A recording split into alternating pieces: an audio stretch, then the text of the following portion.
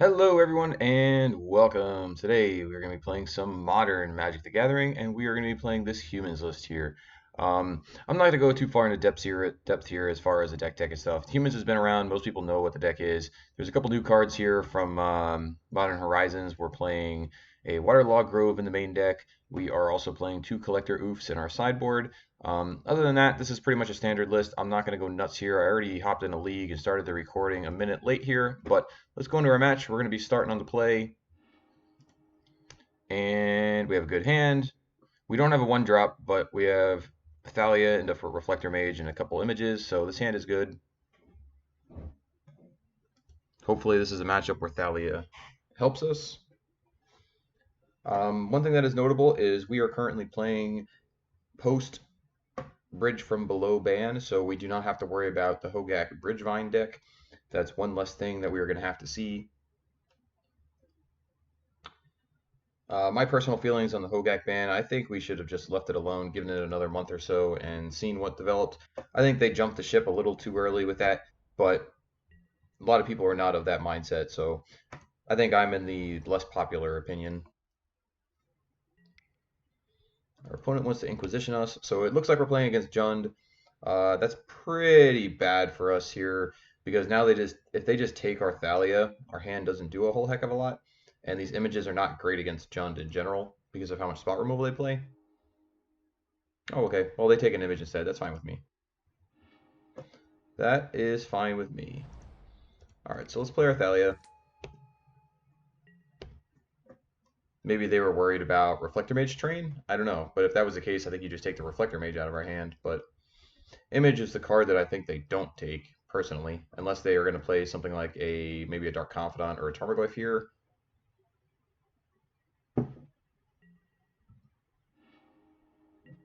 I mean, I guess we could also be playing against like Goryo's Vengeance. I mean, there's some weird things we could be playing against with this start. Alright, so we're going to play Noble Hierarch. I presume our Thalia is probably going to die here, but we'll attack.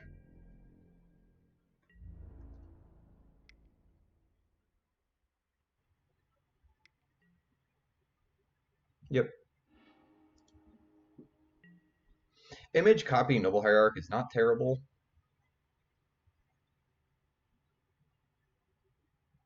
but I'm going to wait a turn.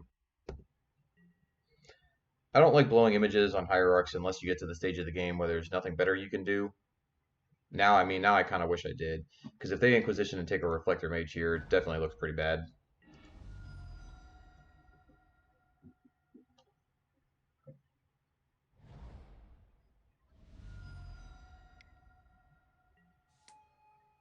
Skoos is good against us.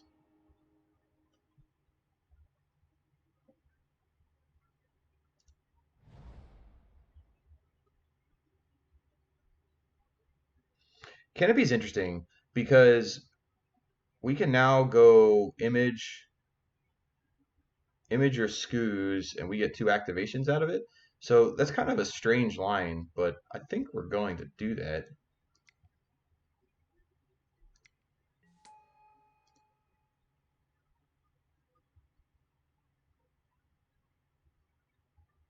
Because now our ooze is going to be bigger than theirs.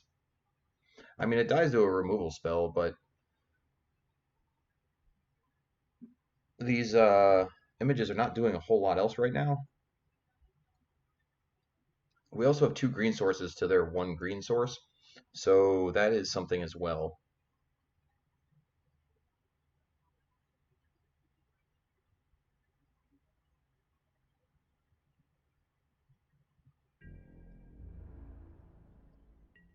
I think I'm just going to pass here and see what they do. I mean, we could have just main phased eaten two of our creatures to make our ooze a 4/4, but the fact that we have more green mana than them is letting us leverage this ooze better than them, strangely enough. So I'm going to target one, and we'll see what they do. Alright, so we can only eat one here. So now if we do it again, they get to respond and eat it before us, so we're only going to do one.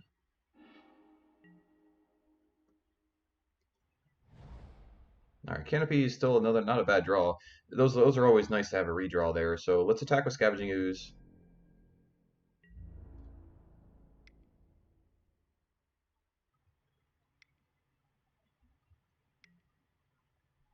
Trophy. Um, do we want to respond to Trophy here? Probably. So we can either respond to Trophy or just let it die and do the same thing we did last turn. We can image their ooze and eat the two creatures. That might be better. Yeah, that's fine.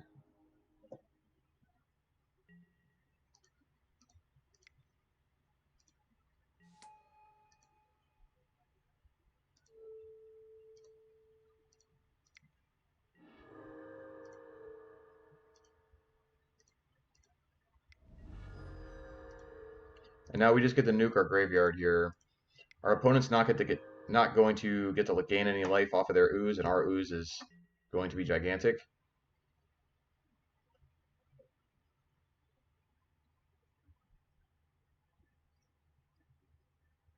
Let's see if they have another removal spell for it. Dark Confidant is not a removal spell. Hex Drinker is also not.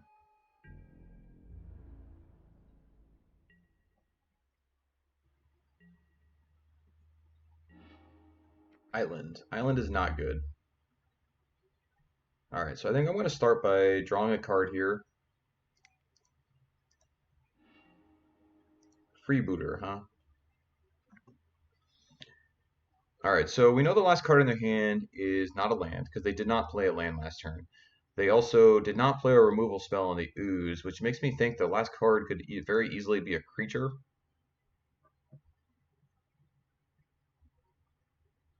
So I'm not sure if we want to play this freebooter.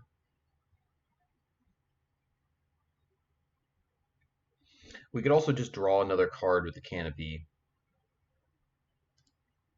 So this thing's 2, 4, 6. So they can potentially put 6 power in front of the ooze. If they block with everything, they can trade off with the ooze. But I don't think they're going to do that, not with the active Confidant.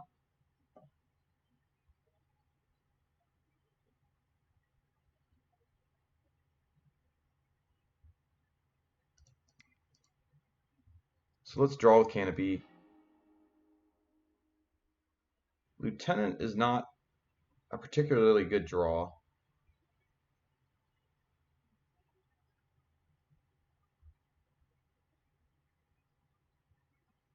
I'm going to attack with ooze and see if they want to take the trade here. I doubt it, but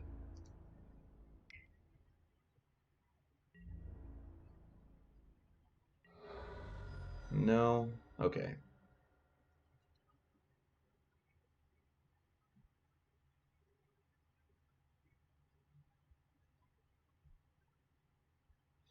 If that's the case, I'm going to play the freebooter. And then next turn we can play Lieutenant and still have a flyer in the air to attack with. Yeah, see, it was just another creature. That's kind of what I figured.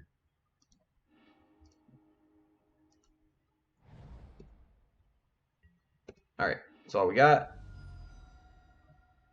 They revealed a Renin 6. Renin 6 is really good against Phantasmal Image, let me tell you. Yeah, that's super bad for us.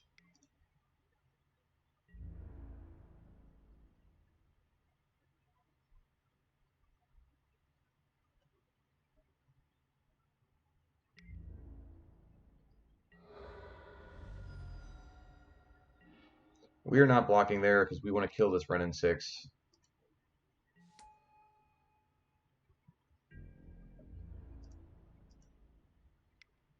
Otherwise, it's just going to pick off half of our creatures. And that's all we got. We're going to rely pretty heavily on this flyer here.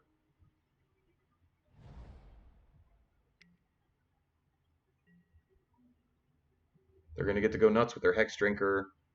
So it's unlikely that we're going to get it on the ground anytime soon. They have Hexdrinker, and they're going to play another Tarmogoyf here post-combat. This is probably a block. No, I'm kidding. We're not going to block here. We're going to try to leverage this Dark Confidant to help us here. Our opponent's going to take 3 off of the freebooter, and then they're going to have the Confidant triggers. Alright, so they played Swamp, they played Wrenn, they played Tarmogoyf. So we currently do not know the last cards. But they played what we knew about. Now this is a 2/3. So I might just go Meddling Mage on Lightning Bolt here.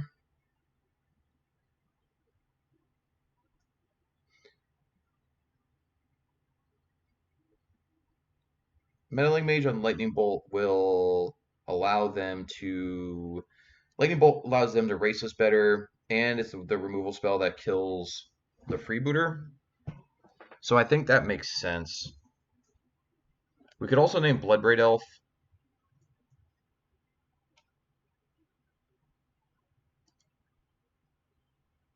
But that turn they chose to level up the Hexdrinker instead. So I think I'm going to name Lightning Bolt here.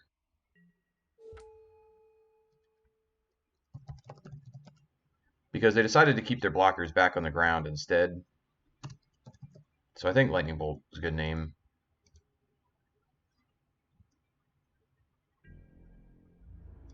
We'll attack with the booter, take our opponent to 6, and see if we get some help from Confidant here. They flip the Scoos, so they are at 4.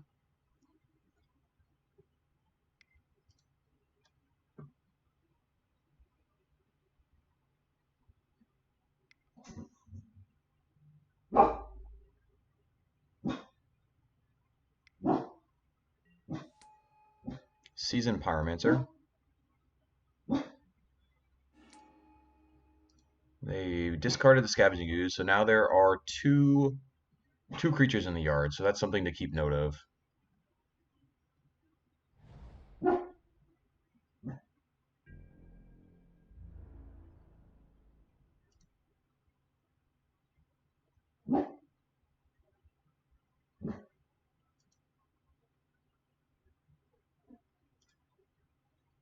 Okay, so Hexdrinker is a 4/4, Goyf is a 5, so 5, 9, 10. They're attacking us for 11 here.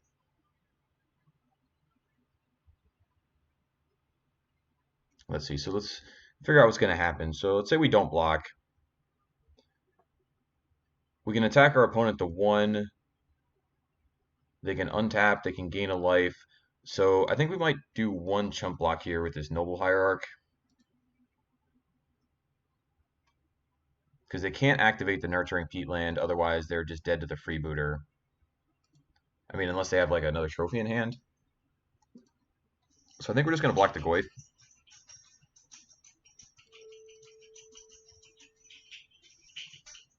That has us taking 4, 5, 6, going to 10. Yeah, I think that's fine. We're just going to block Goyf here.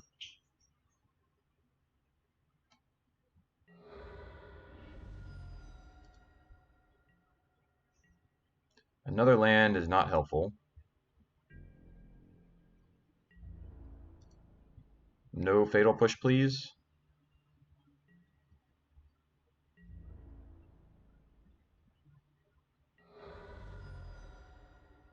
Now our opponent could also kill their Dark Confidant in the upkeep here. That is something they do have available to them if they have another removal spell in their hand. But if they had a removal spell, I think they would have just killed this freebooter.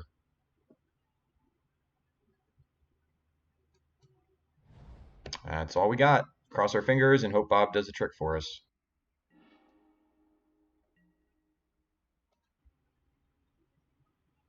Come on, Bobby.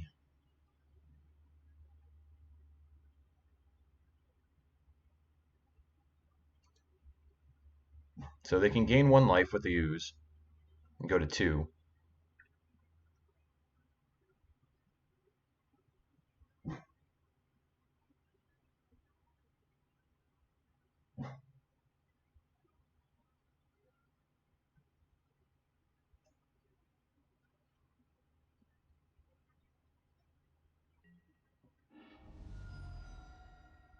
Excellent. They decided just to take a draw and they died. So beautiful for us. Dark Confidant is on our team. All right. So next game. What do we got? So against Jund, we would like our 2 dismembers. Damping Sphere and Teague do not do anything. Deputy is reasonable. Sin Collector, I don't really like Sin Collector in this matchup. A lot of times Jund ends up playing off the top of their deck and it's not great anyway. We're not going to play Gut Shot, not just for Dark Confidant, I don't think.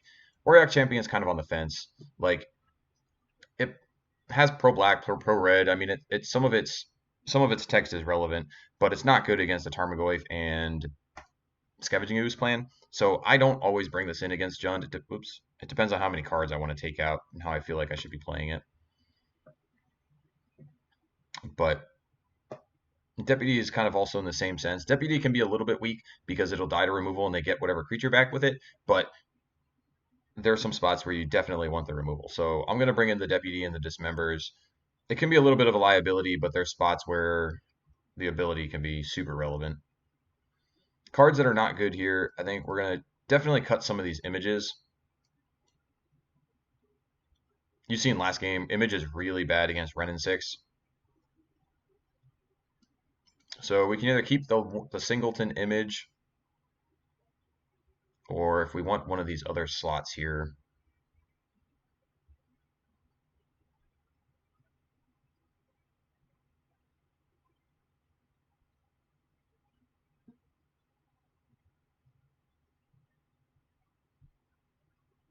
I think we'll keep the one image.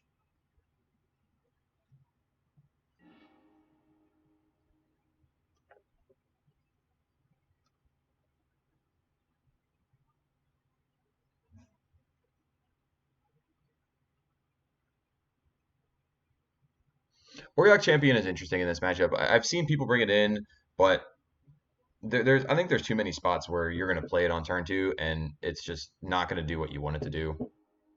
I don't know. I've been on the side of not bringing it in against Jund.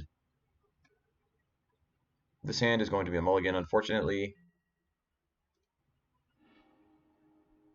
This hand is fine. We will keep this one. This hand is really weak to a Renin 6. So we're going to go Noble.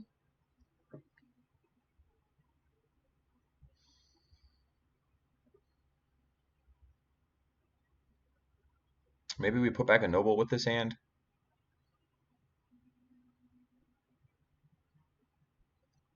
We don't have any black mana to play this freebooter, so maybe we just put the freebooter back.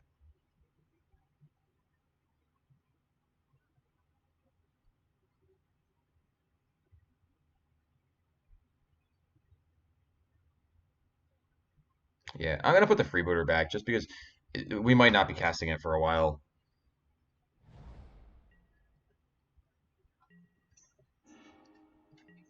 That is a lot of Noble Hierarchs.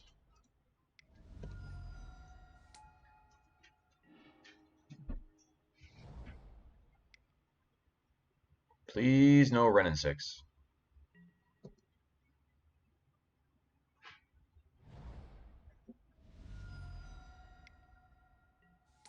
Yeah, that's not good for us. Renin 6 has been very scary. Originally, when this card first came out, people weren't sure how good it was, but Modern and Legacy, this card is very scary. There's a lot of 1 toughness creatures, and Legacy you get to buy back Wastelands with it in like the Rug Delver style decks. Getting to repeatedly Wasteland your opponent every turn is pretty good.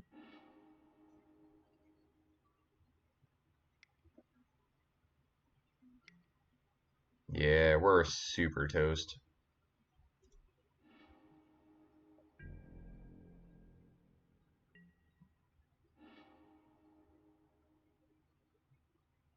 I mean, we can play a blank Reflector Mage, but that's not going to get us very far. It lets us attack Renin 6. It does do that.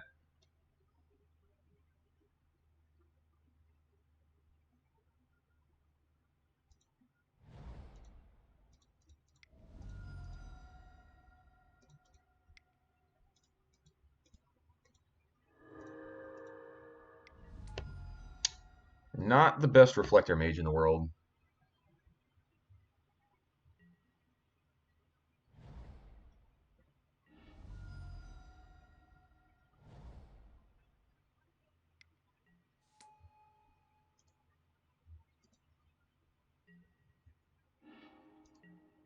All right, we'll draw a card with Canopy. Mayor is also really bad against Ren 6. We're just going to go to the next game. I'm not even going to bother trying to fight through this here. We just got super owned that game. We knew what our hand was weak to, and our opponent had it, so we'll give them credit for that. So let's go to game 3 here. We're on the play. Now, like that last game, if we were on the play, that hand would have been significantly better. The fact that we were on the draw is what was really killing us there. This hand's good. We'll keep this hand. Turn 1 Vial, turn 2 Mage, and to a Mantis Rider.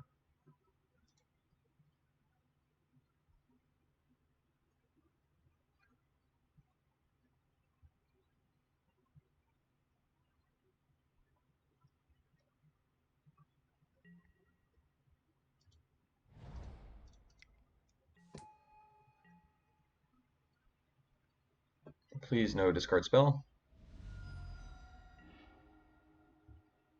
I mean, that's a pretty obvious Lightning Bolt. Our opponent just shocked to the Stomping Ground with nothing in play, so that's super red flag that they have Lightning Bolt in their hand. So we are not going to play this Meddling Mage here.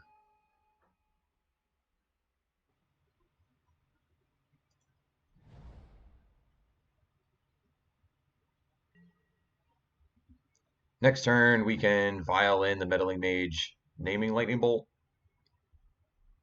That'll probably be our turn.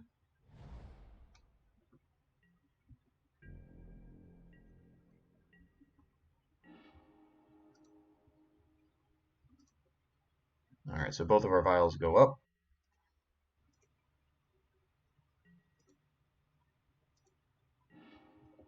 Let's start by activating our Vial.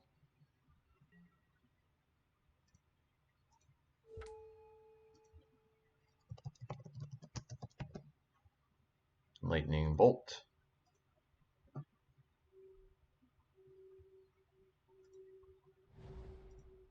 White, blue, red. Cast our Mantis Rider.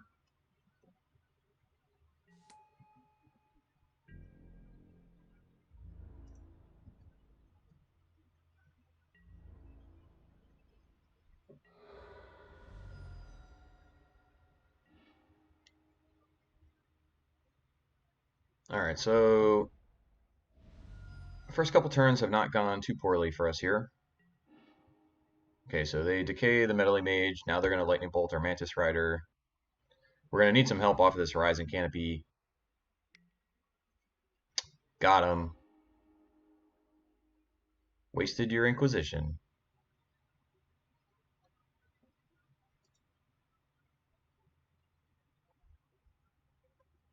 And our opponent should definitely Lightning Bolt now. Yep. You don't want to untap and give us the option of drawing like a Thalia's Lieutenant to blow you out.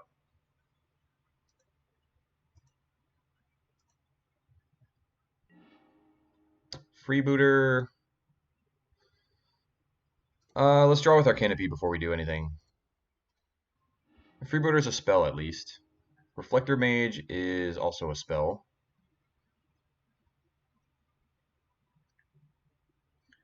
I think we're going to draw step Booter our opponent.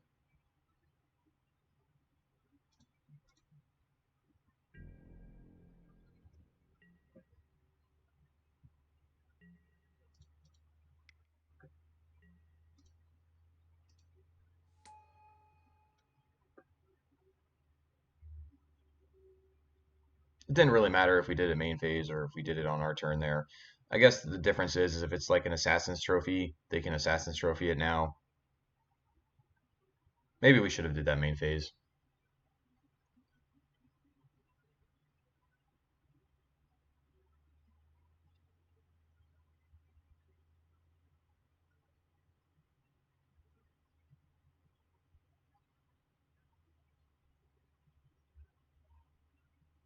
Hopefully they just play a creature this turn and we get to Reflector Mage it.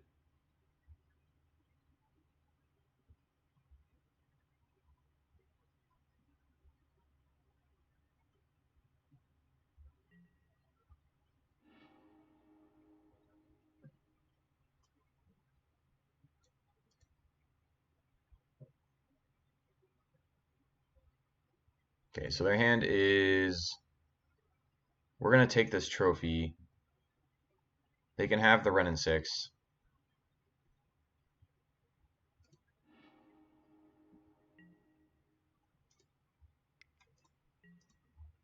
Sure. Play Wrenn and 6. That's fine. So their plan looks to be to get back a land and cast a Bloodbraid Elf next turn. Well, they get cast Goyf this turn, Bloodbraid next turn. Okay. That is fair.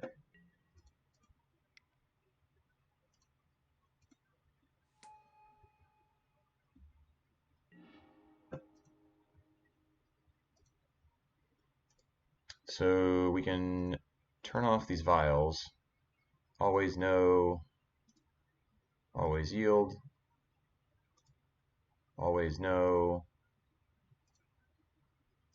We're not going to take our vials off at 2 or 3 at this point of the game. Let's draw a card. Running lands is not good news for us. Let's attack our opponent for 3. Alright, so our opponent is going to be casting a Bloodbraid Elf here.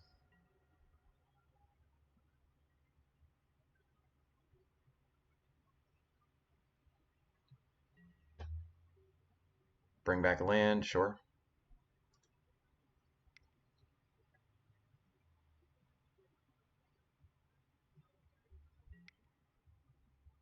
Plague Engineer.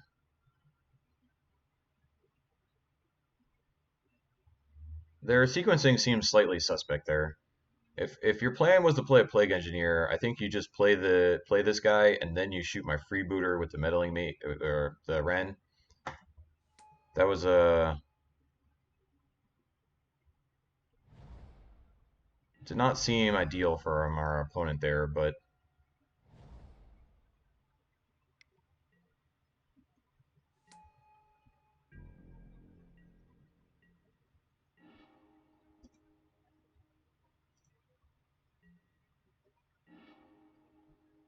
Thalia, you are a little late to the party.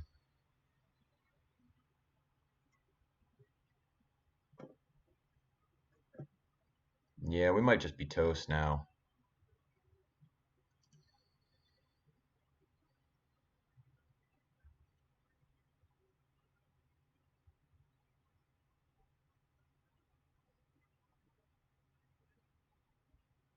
We need to draw something like Running Mantis Riders.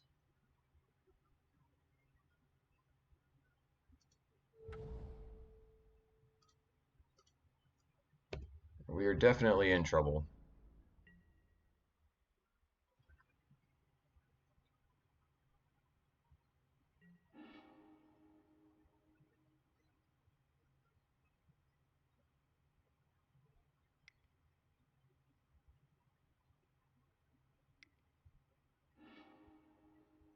Excellent.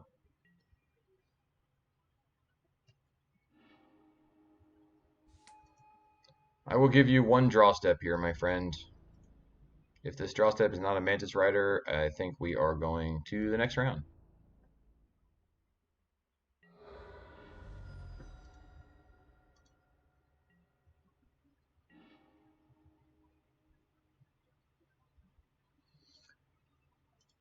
Yep, good enough. All right, we lost that one, unfortunately.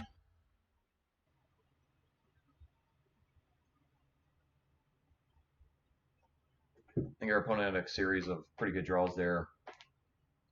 Drawing that Plague Engineer into Wrenn and 6, being able to wipe your board is pretty good.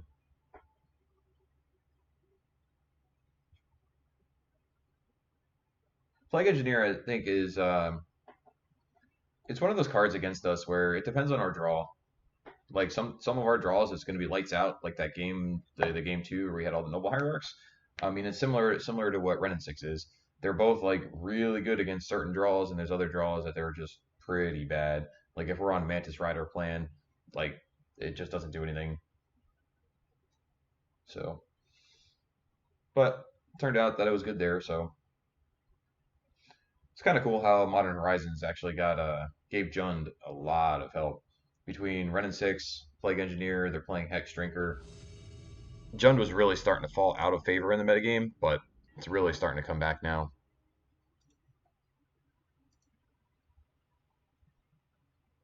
I think we're gonna keep this hand.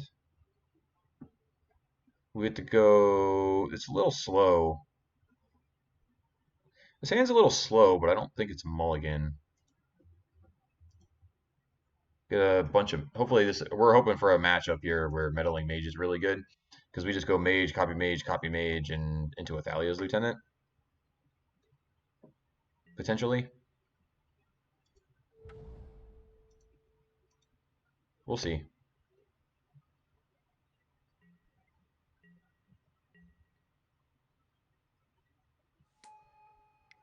Oh, fortunately, this is not a good matchup for meddling mage.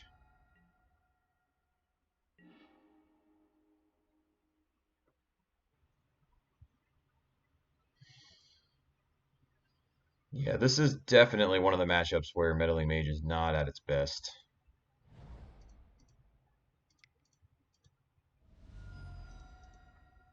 So I think we're going to name cranial plating here.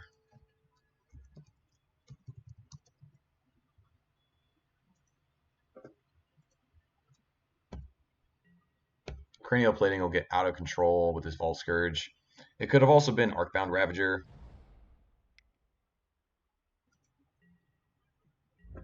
And Soul Artifact. Okay.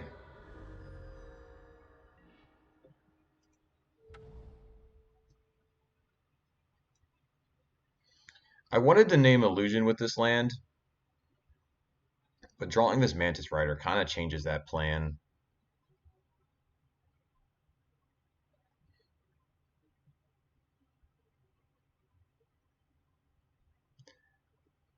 So we're going to play a Reflector Mage here.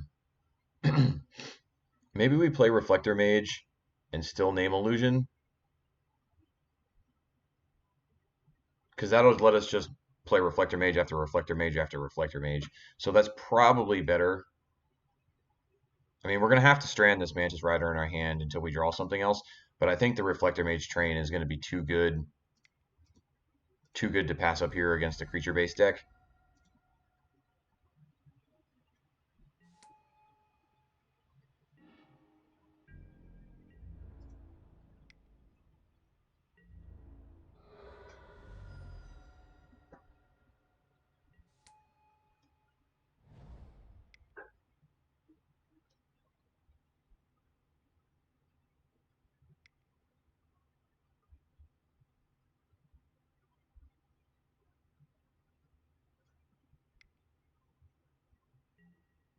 Another Ensoul Artifact, huh?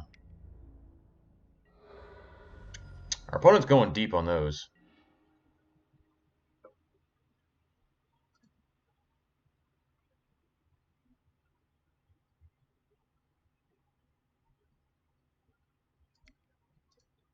All right, so I think we're going to image, bounce the land,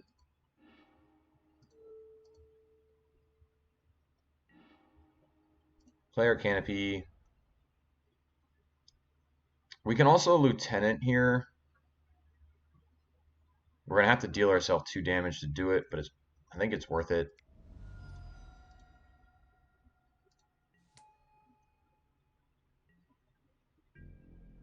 This lets us get in a good attack.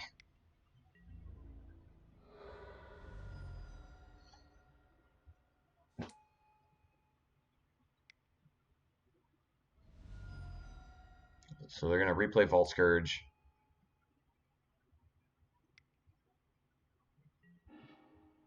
Thoughtcast, okay.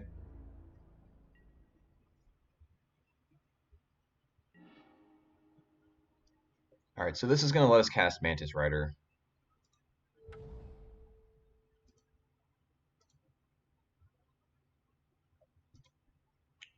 so white, blue, red.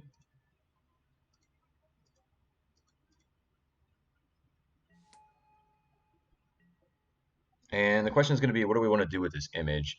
So image can copy a Thalia's Lieutenant. Image can also copy a Mantis Rider. Our opponent's at 13. So let's count here. If we copy Lieutenant, we're going to get 5 power added to the board. With the Lieutenant, 6 power to the board. If we copy Mantis Rider, it gives us 3 for the Rider and 2 for the Lieutenant. So it's actually 1 more damage if we copy the Lieutenant. But having 2 flyers back is not nothing, especially if we're going to crack with the team here.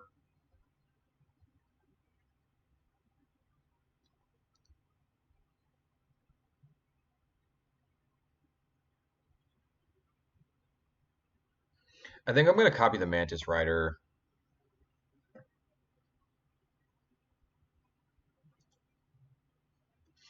Alternatively, we could actually, if we don't play this Phantasmal Image, we can't get Galvanic blasted out of the game. But this might be one of those games where you just give up if they have the Galvanic Blast. I think you let them get you.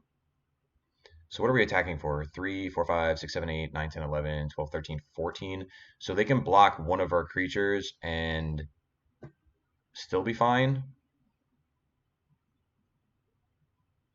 Maybe we do that. Maybe we just don't play the image here. If we don't play the image, that takes away their out of killing us with a Galvanic Blast. And they have to chump block because we still have lethal in play. So we're going to do that.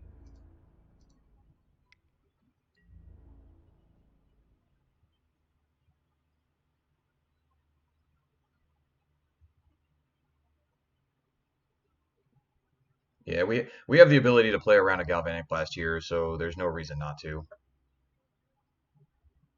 So they have to chump block somebody, and we have a blocker back for the Signal Pest. Or I'm sorry, the Vault Scourge.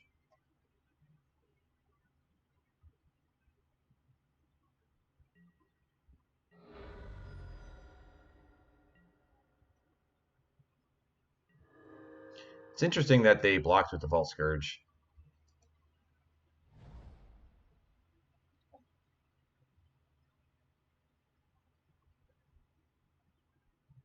All right, and we got them. All right, that was a pretty cool game one, actually. I thought we were in some trouble there, but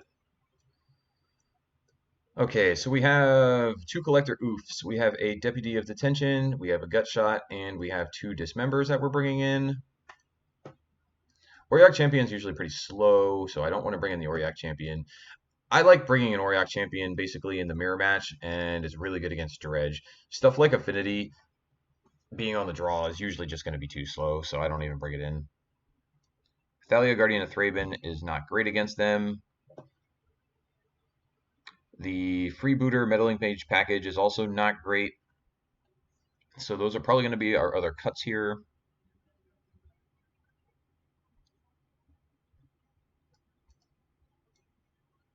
I think we're just going to dump some Meddling Mages. Freebooter can still snag stuff like Cranial Plating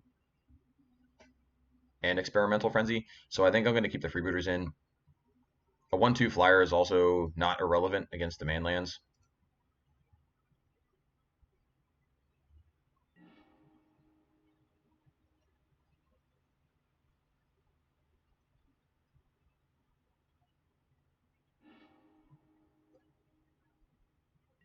All right, this hand's good.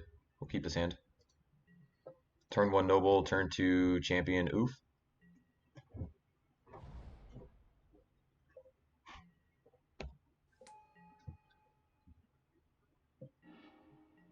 All right, so doesn't really matter which land we lead on here.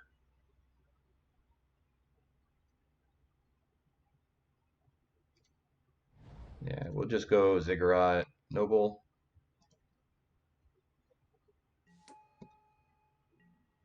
You are up.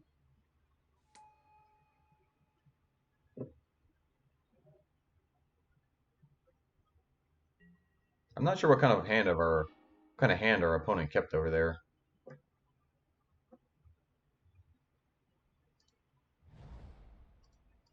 All right, champion.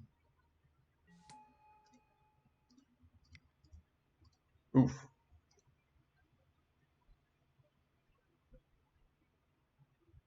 Guy's gonna be pretty good against their hand. Shuts off Opal and it shuts off Darksteel Citadel.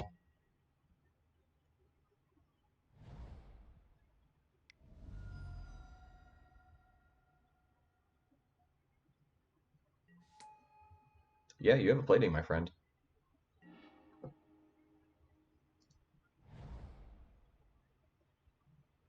And we're gonna turn up the pressure. Play this Mantis Rider. Looks like our opponent kept a super sketchy hand.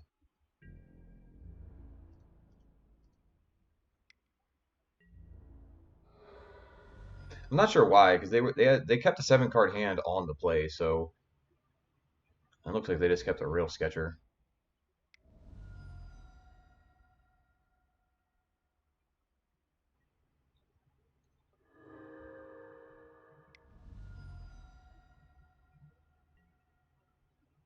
Ether Grid. All right, so they shoot the Noble.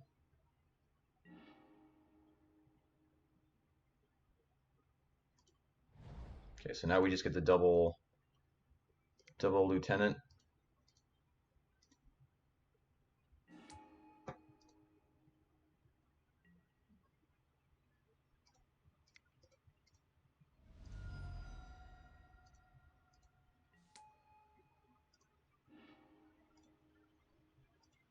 Double Lieutenant and crash for 1,000,000. All right, our opponent had enough. That was a sweet little win there. So we had a pretty close match the first round, I think, against Jund, and then we just got to annihilate Affinity.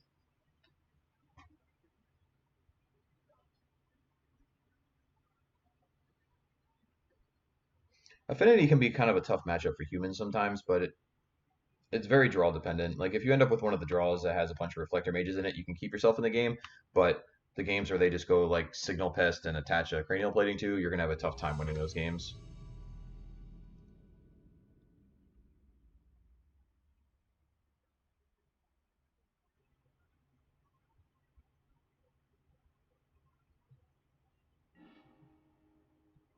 All right, looks like we are on the draw here. It's a 1-land hand, but it's a 1-land Vile hand, so I will keep this.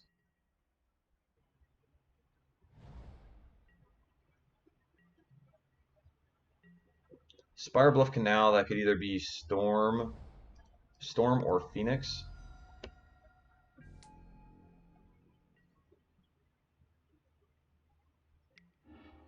Looks like Phoenix.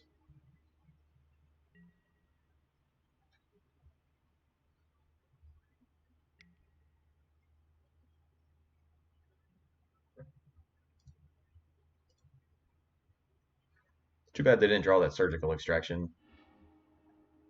I always like to laugh at Phoenix when they draw a surgical against the matchups that don't matter.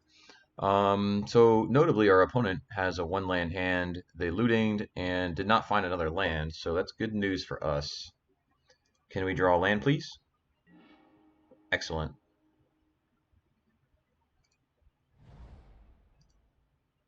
Um, the only issue is we drew our land. Ideally, that would have been a blue source, so we could have Meddling Mage Lightning Bolt here, but that was not the case. So it looks like we're going to be going Thalia's Lieutenant into Champion of the Parish here. We don't really have another option. All right, so cast your Champion, or your Lieutenant rather. This trigger on the stack, you activate your Vial. Yes, put in Champion of the Parish. That way everybody gets their triggers. They each get a counter this way, and we get to pass the turn. Next turn, we get the option of either Meddling Mage or Phantasmal Image with the Vial. Ideally, we draw a land. And lucky for us, our opponent still has not found their second land, so I'm sorry, but I don't feel bad. You kept the 1-lander. That's kind of your fault. Oh, that's a good one.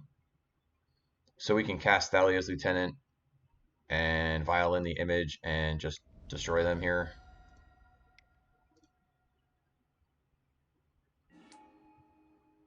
Alright, so let's put all our triggers on the stack. Same trick as last turn. We get to put infinite power into play.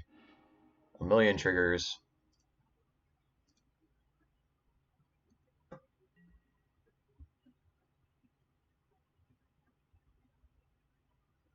Everybody gets their counters.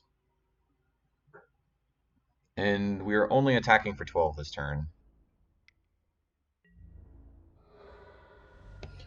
So at this point, our opponent has nothing that they can do. You draw your land, that's fine. You can play your thing in the ice, that's fine. You're still dead.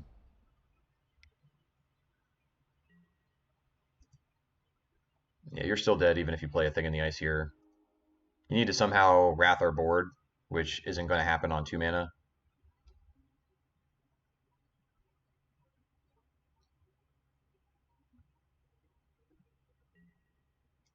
Yeah, go for it, my man. I mean, you can bring back an Arclight Phoenix for a chump blocker. Lightning Bolt 1.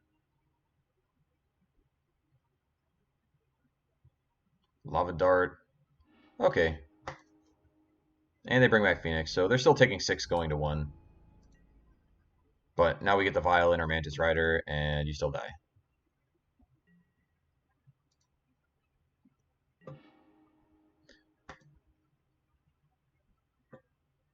You are super dead, my friend. Alright, let's go to game 2 here. Damping Sphere is very good against them. Also is Deputy of Detention and Dismembers.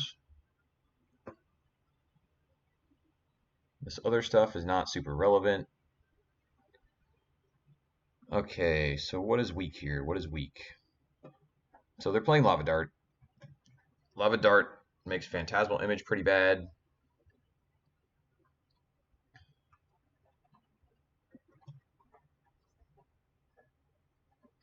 We want Deputy, we want Mage, we want Rider, we want all of our 3 drops. Thalia is great. Thalia is Lieutenant. I think we still want Freebooter, Meddling Mage. I don't think we need the Mare here. We can definitely trim the Mare, and I think some of these images are going to go. We'll see how many images we want to take out. We might just cut all the images. We need a removal in this matchup. We want to make sure we can answer Thing in the Ice. So I think we're just going to cut the images altogether. And then we got to make one more cut. Kind of eyeing up Athalia's Lieutenant. I don't mind trimming Thalia's Lieutenant sometimes because Lieutenant wants you to overcommit to the board, and there's a lot of times they play like Anger of the Gods and stuff like that post sideboard. So that's a plan that's less appealing. I mean, cutting a Noble Hierarch also is probably reasonable because of the Lava Dart thing. But we'll cut the Lieutenant. That's a card I don't mind trimming sometimes.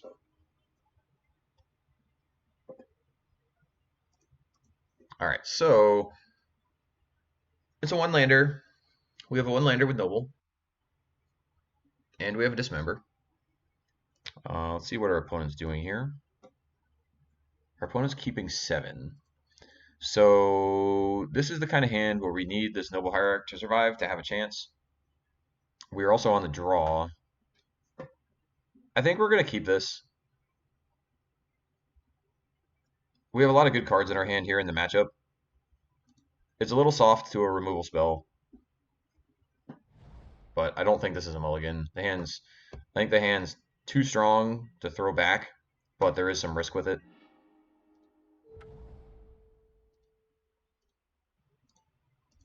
Now, if they go Thing in the Ice here, we also have Dismember, which is something. So whether it be Dismember or Damping Sphere, we have a play next turn. Thing in the Ice is good for us. Land, please. It's almost a land. So pretty sure we want to get this vial into play.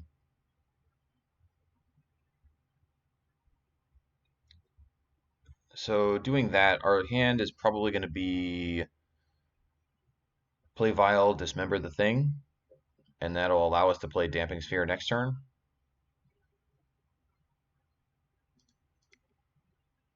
I think that makes sense.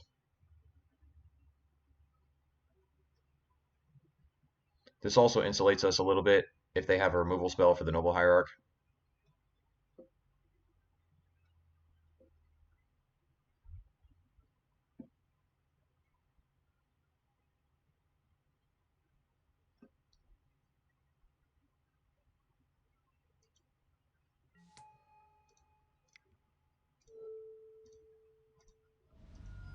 Okay, let's kill this thing in the ice. And even if we can't play this Damping Sphere until next turn, it'll still be good. Now they know we're super weak to a removal spell here, so I expect that to come, especially with us missing our land drop.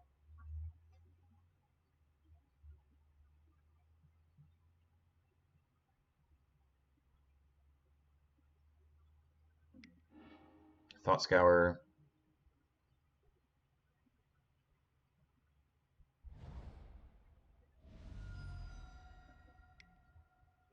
Serum Vision's okay.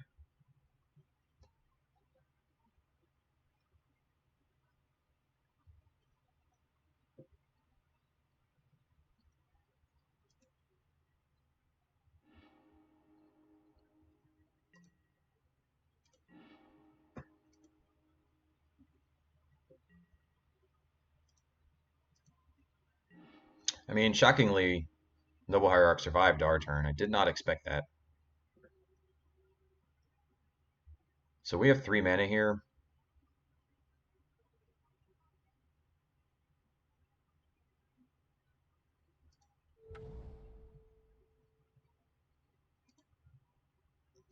I think I'm just going to take this turn to get this Damping Sphere into play.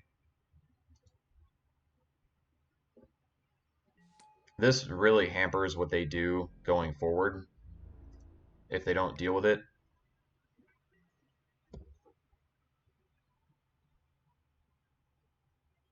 Even if they manage to get some phoenixes into the yard or whatever plan they're on, their whole game plan is revolves around playing multiple spells a turn, and Damping Sphere drastically slows that down.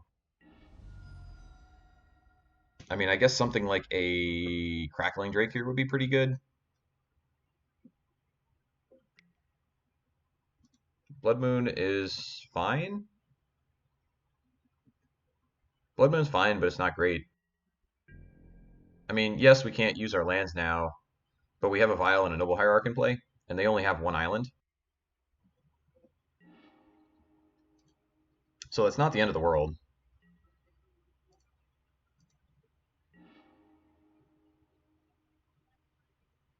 Deputy's good.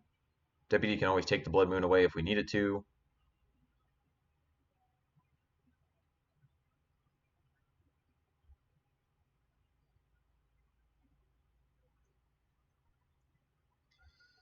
This feels like a pretty good spot to get the Lieutenant into play. We can go, I guess, Lieutenant into Meddling Mage. Meddling Mage is probably going to name Anger of the Gods here. Anger of the Gods is the card that's going to get us the best. And like I said, if they haven't cast a Lightning Bolt up to this point, it seems kind of unlikely that they have it. If they've drawn it in the meantime, so be it. But I would like to not get blown out by Anger of the Gods.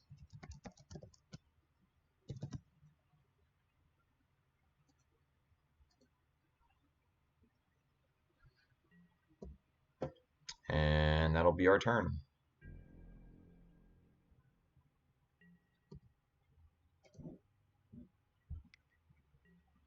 Manamorphose, okay.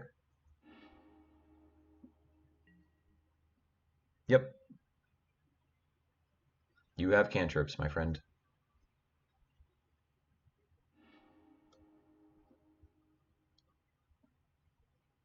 And I guess I had enough. All right, so Damping Sphere does the trick. So we are currently 2-1. We had the close loss to Jund in the first round. We beat Affinity in the second round, and Is It Phoenix in the third round. So we are looking pretty good here so far. Feels like the deck is running pretty well. I mean, there was those couple games where we had a couple of unfortunate draws against Jund. We drew a few too many lands. So I mean, that game was in the realm of winning, but we didn't quite get there. So I'm not too sad about that one. We were in that game for the most part, but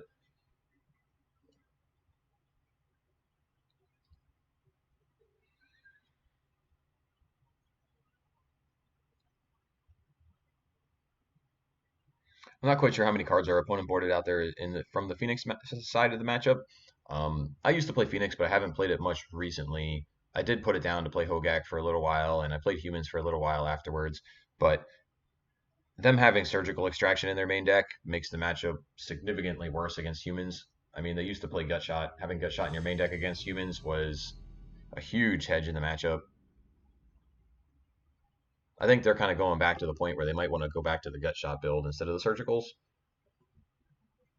especially with the Hogak ban.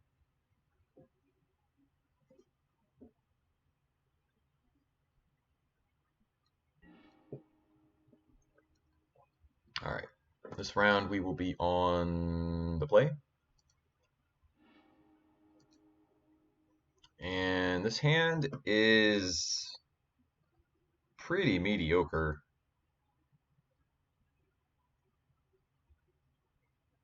You have no turn one play. Turn two is a mare.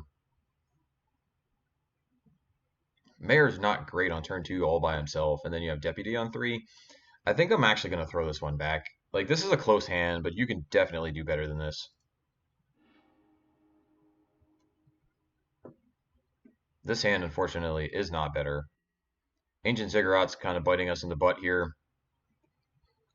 If this was another land, another land, I would consider keeping this. But the fact that Ziggurat doesn't cast Ether Vial is going to be a problem. All right, this one's at least reasonable. So we're going to be on 5 here. Our opponent also went to 6. Appears to have kept their 6. All right, so we're on 5 and our opponent's on 6. What would we like to get rid of? We can bend one of these vials.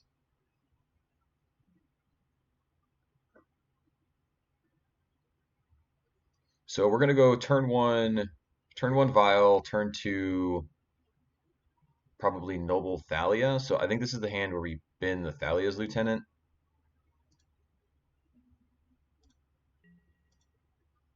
As much as I like Thalia's Lieutenant, the card is great in the deck. I think we can afford to throw it back here.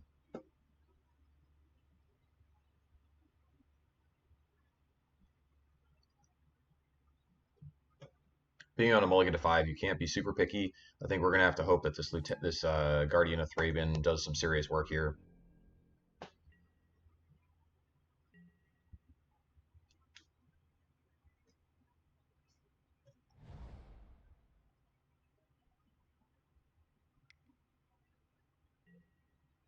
Uh-oh. Amulet could be tough.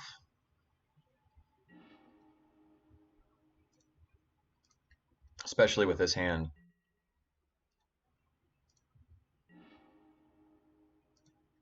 Meddling Mage is not a bad draw.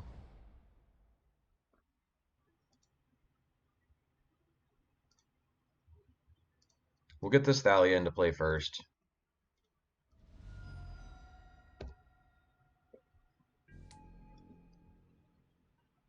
Probably going to Meddling Mage, Primeval Titan.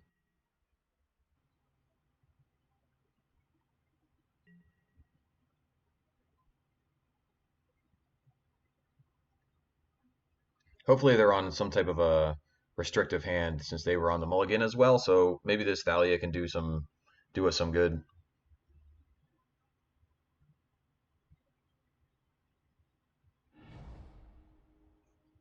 Being on the play with Thalia is where you really want to be with that card. So we might be all right.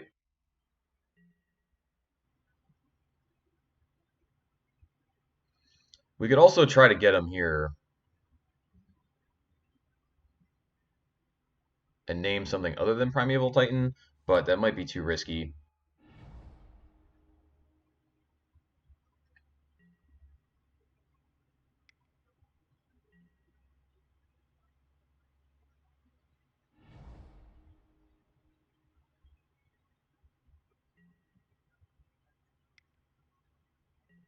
All right, so you got mana. What else do you have?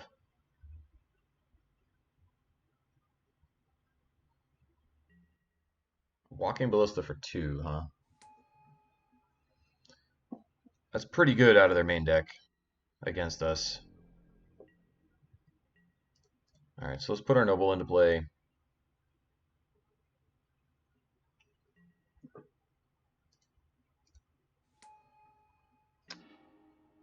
You gonna let us untap with them?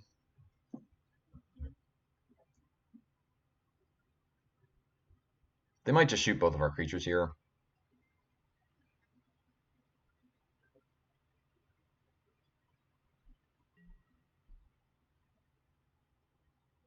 Yeah. If that's what they're gonna do, I'm gonna draw with the Canopy. Freebooter's not bad.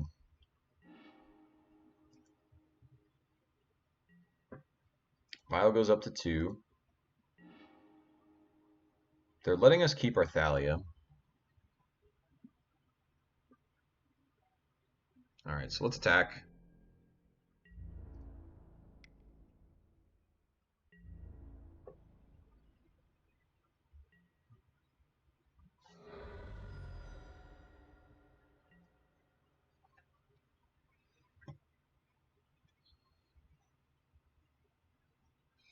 I really wanted to see them shoot the Thalia there. If they shot the Thalia, then we could put this Meddling Mage in, name Primeval Titan, and feel pretty safe. But the fact that they didn't, they could just go bounce land, 4 mana, pump your Walking Ballista, and shoot the Meddling Mage. So Meddling Mage is less appealing here. Maybe we freebooter in that case instead.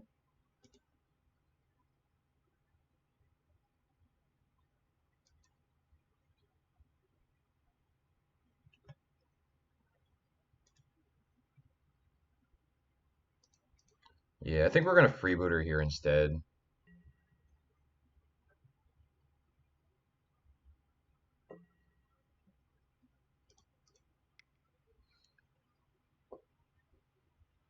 We need to try to bleed out this Ballista.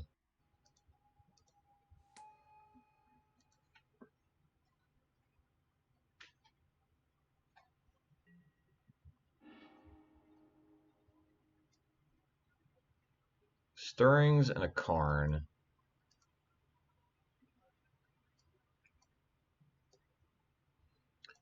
I think we're just going to take the Karn.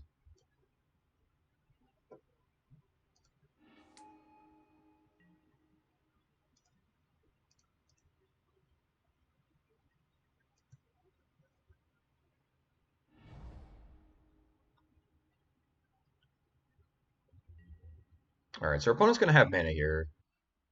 They get all their land drops, the extra land drops because of Azusa. They might just go in on the Ballista and put the counters on the Ballista.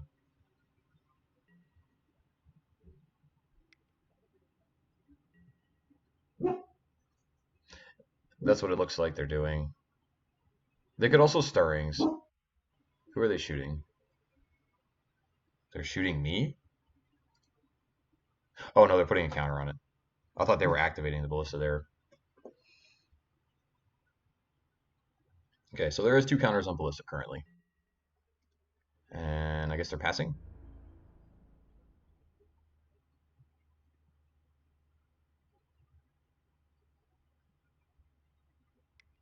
All right, we are not blocking here. It looks like a free block here with the Azusa, but it's really not, because then otherwise they get to shoot the freebooter for 1. I would rather not give them that option. I really don't want to give them back this Karn if we can avoid it. So they're going to shoot Thalia. Now they're going to Stirrings.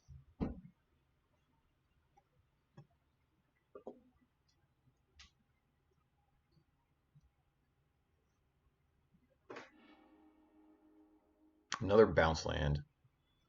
So they currently have no spells in their hand. They have 4 lands.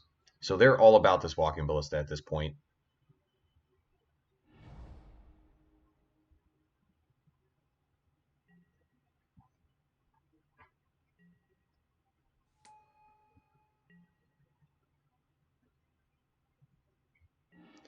All right, so how do we want to go about this? They're just going to do the same thing that they did last turn, presumably. They're going to play a bounce land and put another counter on the Ballista. So they're just trying to control the board with the Ballista at this point.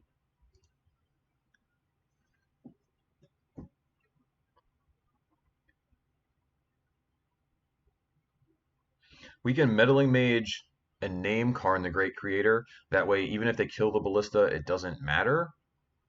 Kill the Freebooter with the Ballista and get it back, it's not going to matter. Maybe that's the route we should be going here.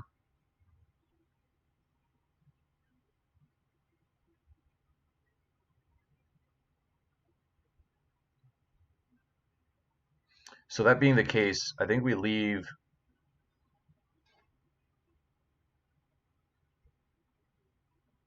We can put the vial up to 3. This is very, very close. So like if you draw a land here, you can go Meddling Mage and Mantis Rider, which is probably your best line if you draw a land. If you miss, you open yourself up to the possibility of them shooting your freebooter and getting the Karn into play.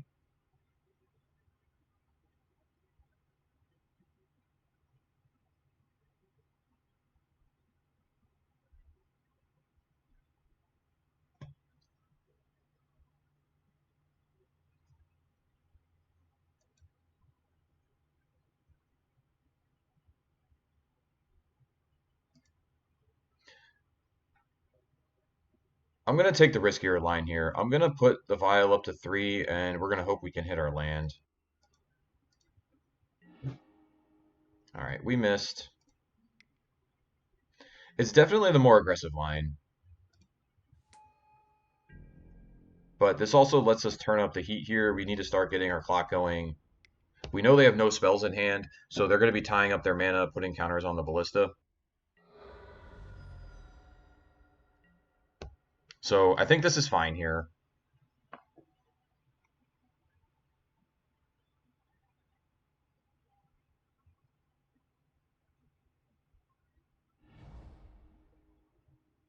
All right, so let's see what they can do.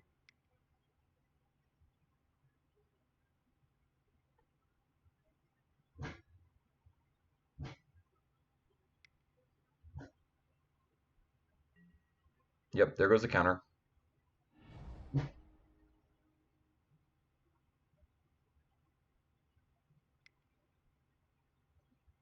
Get some more mana. So they get to put another counter on.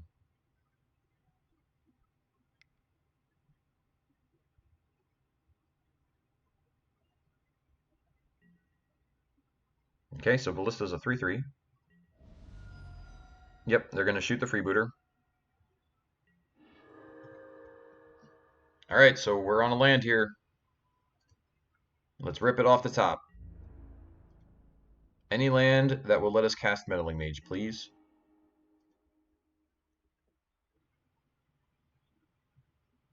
No to the vial.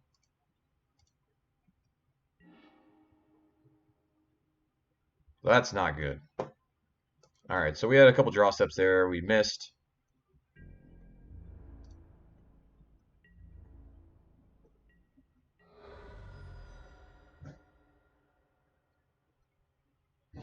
Because now our opponent's going to play Karn. Karn's going to shut off our Ether Vial. And this is some really bad news for us.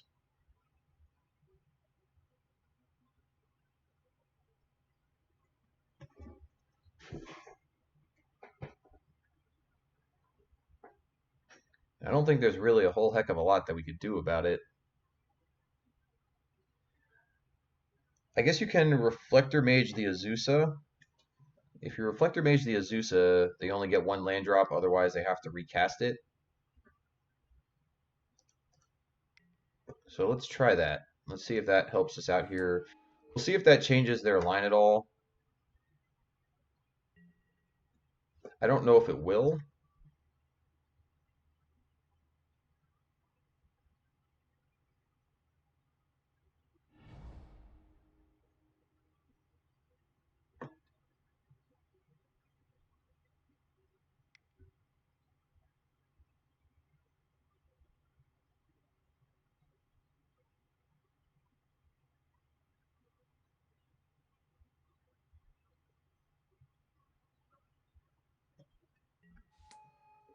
Oh, now we're in serious trouble.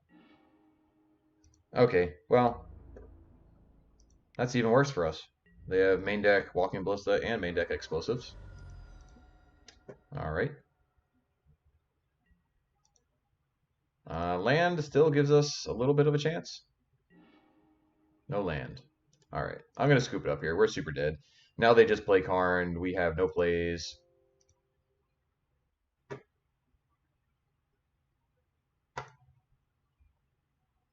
I mean, you can Violin, take out the Amulet, but... All right, all right, all right. I changed my mind. We're going to Violin Deputy. Take the Amulet.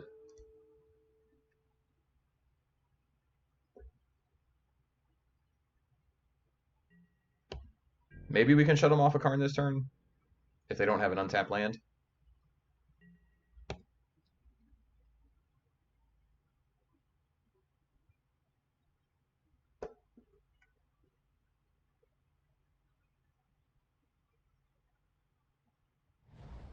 Oh, they got it.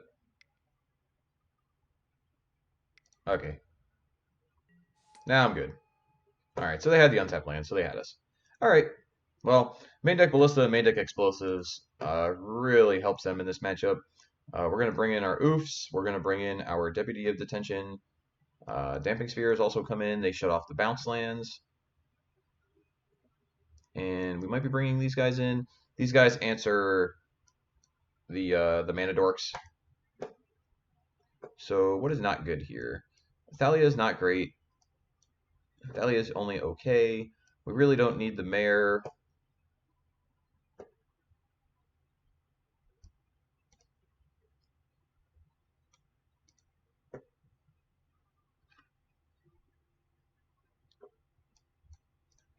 Maybe we don't bring these in. Those might be too much. I mean, we have Reflector Mages. We have Reflector Mages and Deputies, so this might be too aggressive to bring this stuff in. And then maybe we trim like 2 images. All right, that feels pretty good.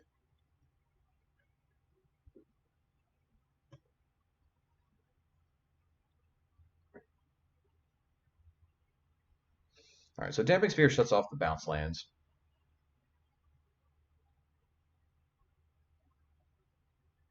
It's not as good as something like a Blood Moon, because Blood Moon is just going to lock them out of the game altogether, but Damping Sphere can slow them down pretty significantly.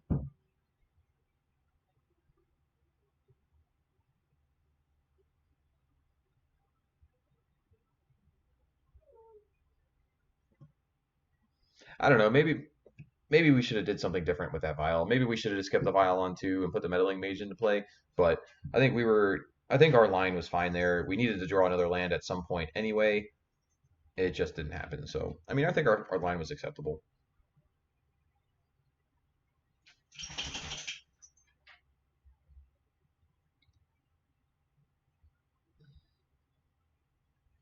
All right, so we're just waiting for our opponent here to finish up with their sideboarding. Yes, I would like to play first. This hand is pretty good. Turn 1 Noble, turn 2 Mantis Rider, and a Meddling Mage on, I don't know, it's either going to be Karn or Primeval Titan, one of the two. We'll see what they do with their mana situation.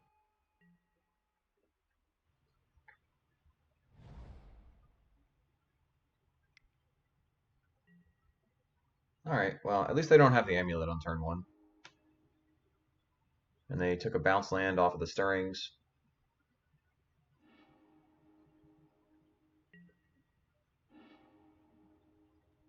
Meddling Mage is pretty good. So blue, white, red. So now we get the turn 2 Mantis Rider, and then next turn we can go double Meddling Mage.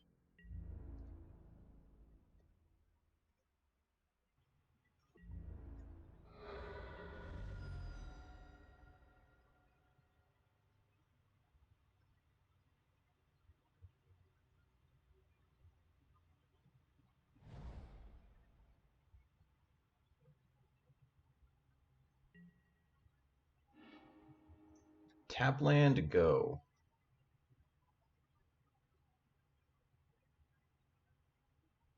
What are they doing over there?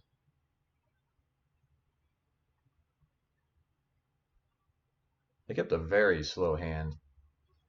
I mean, I guess it's possible that they kept the hand with the stirrings, hoping to hit an amulet off of the stirrings. So we could also do something like Meddling Mage on amulet, Meddling Mage, explosives. Explosives could be their way to get out of this. They're going to need something to try and wipe the board. So maybe one of our Meddling Mages should be on explosives here. Let's start with our attack.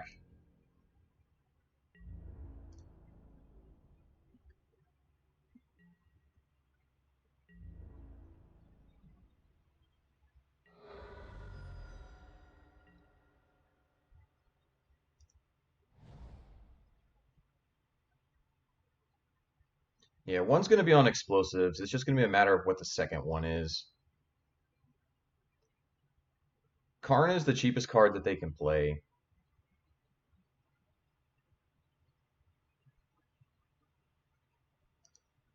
I guess Walking Ballista is also an option. You could name Walking Ballista Engineered Explosives.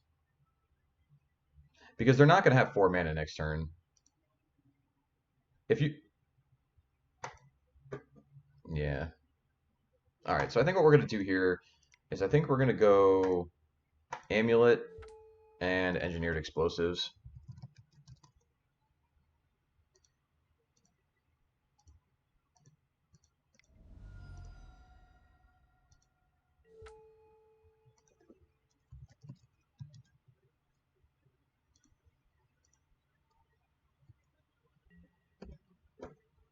I think that's fine. Because there's no way they can jump to 4 mana next turn. Not without an Amulet, anyway. Azusa. Okay. Bounce land, sure.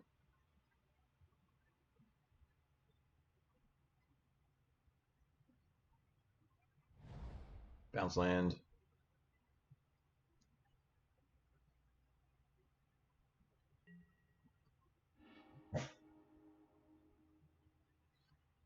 Okay, so what are we attacking for? 3, 4, 5, 6, 7. So there's no way we're going to have lethal here. What's scarier? Karn the Great Creator or Primeval Titan?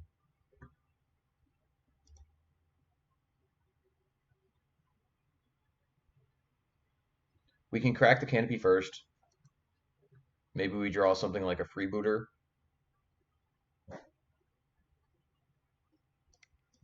So let's do that.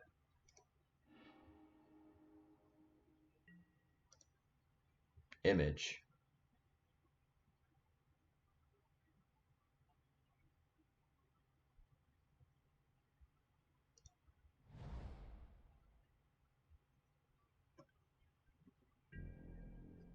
All right, let's attack.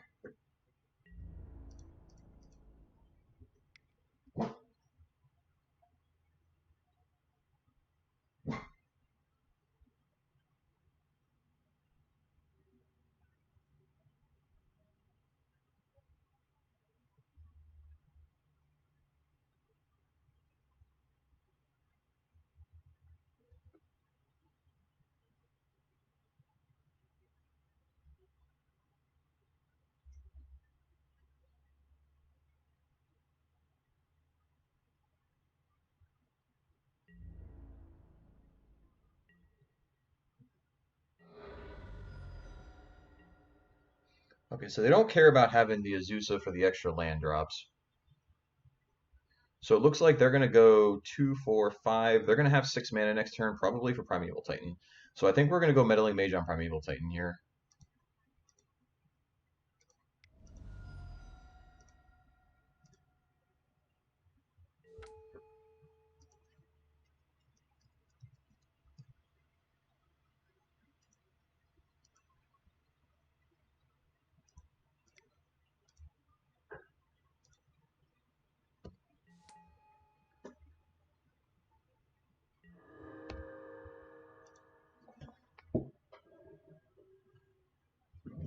So even if they play a Karn, they can't go Karn into Ensnaring Bridge. They don't have enough mana.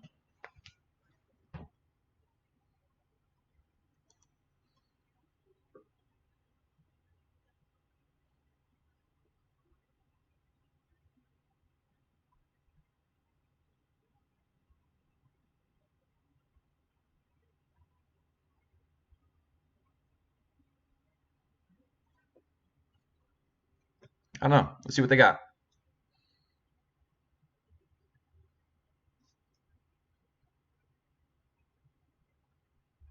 Apparently nothing. All right, so we win game 2.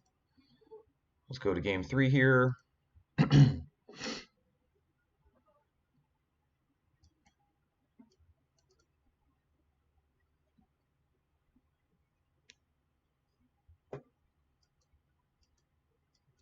I'm really not sure if these dismembers are good enough here. Now that we're on the draw, they might be better. So maybe we just cut the other two images then.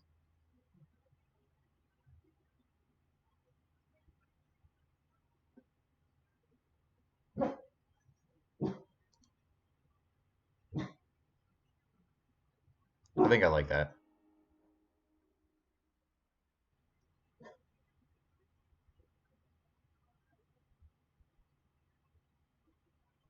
All right, we're gonna keep this hand. This hand's champion into champion dismember. We need a land for the meddling mage and the freebooter, but we're not gonna turn down a double champion hand. This is a matchup where we need to try to be fast, especially on the draw.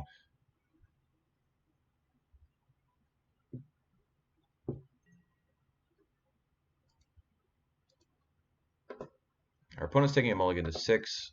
We will keep our 7.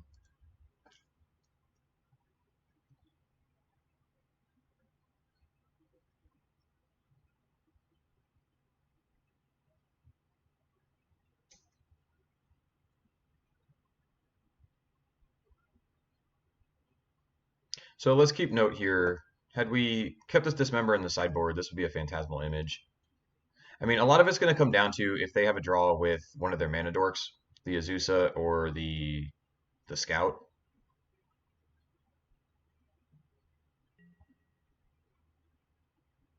All right, so our opponent's keeping 6.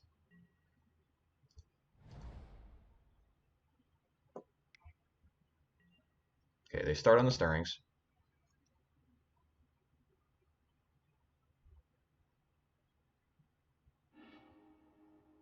Teleria West. Okay.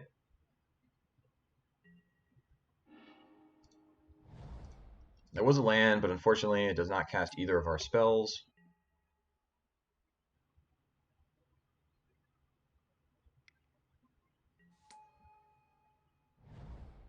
Okay, they have a Scout. Well, this is going to line up pretty well for us here. Because now we get to go champion into dismember.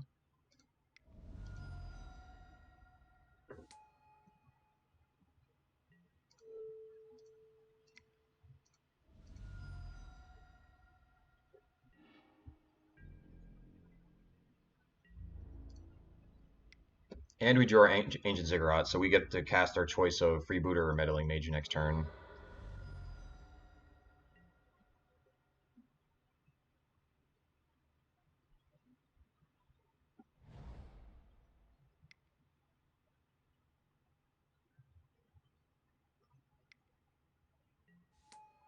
Azusa.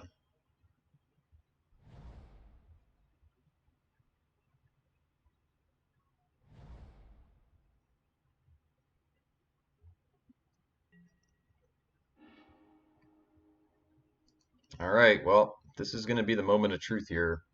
What do we think they have in their hand? What's the payoff?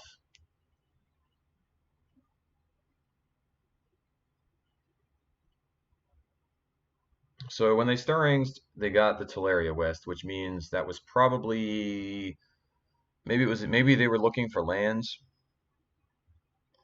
Taking Teleria West doesn't really signify anything. I mean, they have 2 green mana, so they can cast Primeval Titan. They have two, three, four. They currently have 5 mana. So any land they cast Primeval Titan. If you cast Freebooter, you can take a Karn out of their hand, but you can't take the Titan. So all this is coming down to is what you think they have.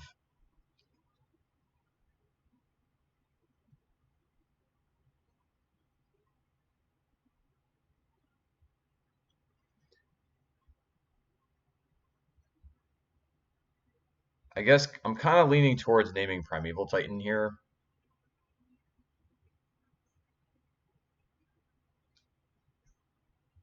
Because even if they play Karn, we get the option to attack the Karn. So I think we're going to name Primeval Titan.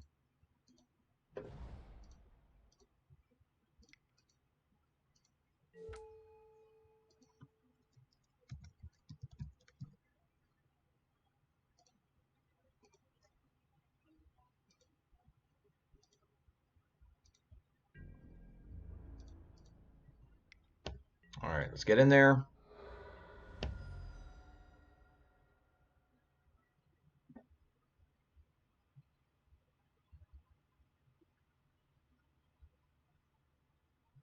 Let's just hope they have 3 Primeval Titans in their hand.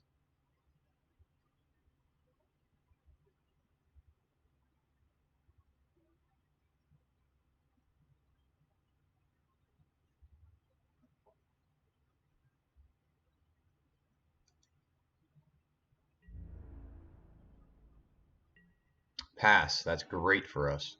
Great news for us. All right, Freebooter. Let's see what's going on over there.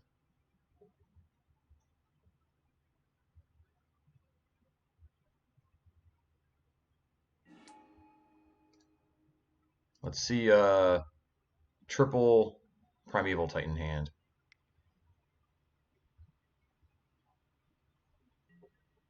Path to Exile, huh? Okay. Get our island. We still get to see what's going on. Another Path to Exile. Okay. So Path and Wormcoil Engine is what we're working against.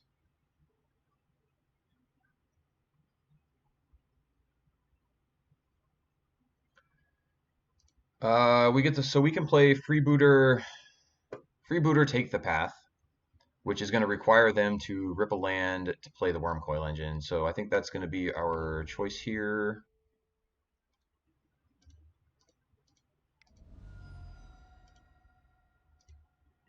That makes sense to me.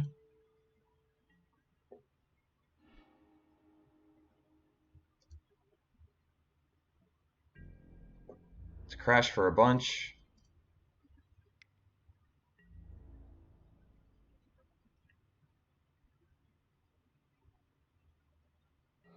So they're taking 6 damage, going to 7. Do you hit the land? They hit the land.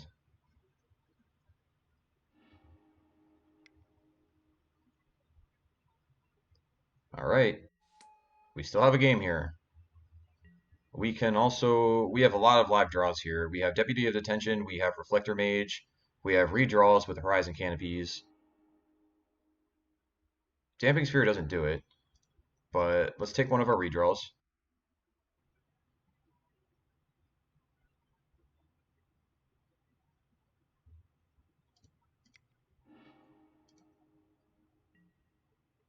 Meddling Mage does not do it either.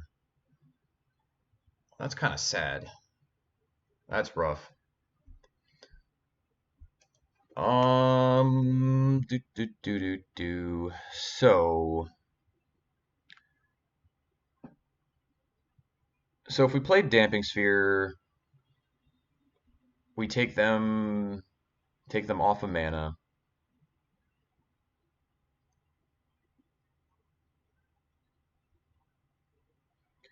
We can play Meddling Mage. What do we name if we play Meddling Mage here? Maybe Engineered Explosives? Engineered Explosives is probably one of their best draws at this point. So let's do that.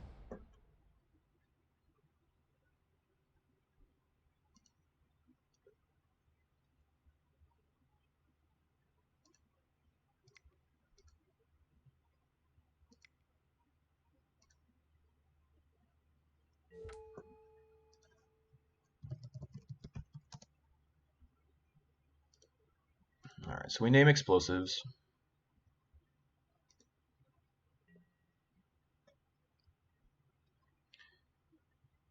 So we can just poke them for one with this freebooter.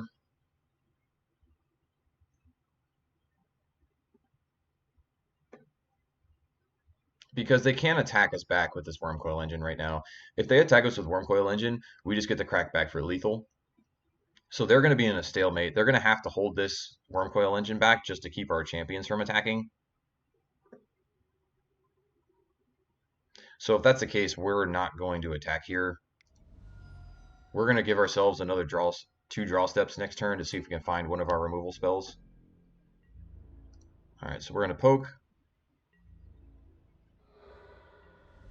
and pass a turn.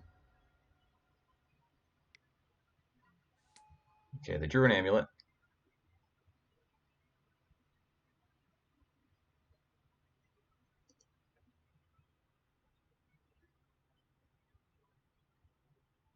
Yeah, they can't attack here.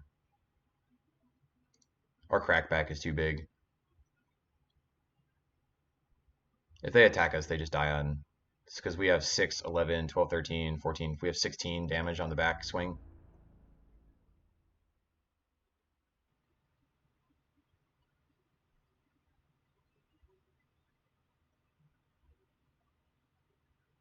I mean, I'll let you attack if you want to attack. I have no problem with that. All right, so they decide to pass. Noble Hierarch is not a good draw. So let's draw with our Canopy.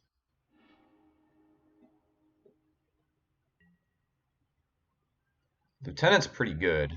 Does Lieutenant win us the game here?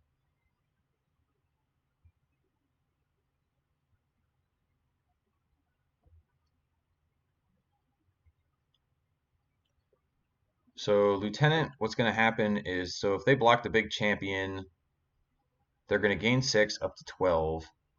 They're going to take 5, 6, 7, 8, 9, 10. Okay, yeah, so Lieutenant's going to win us the game here.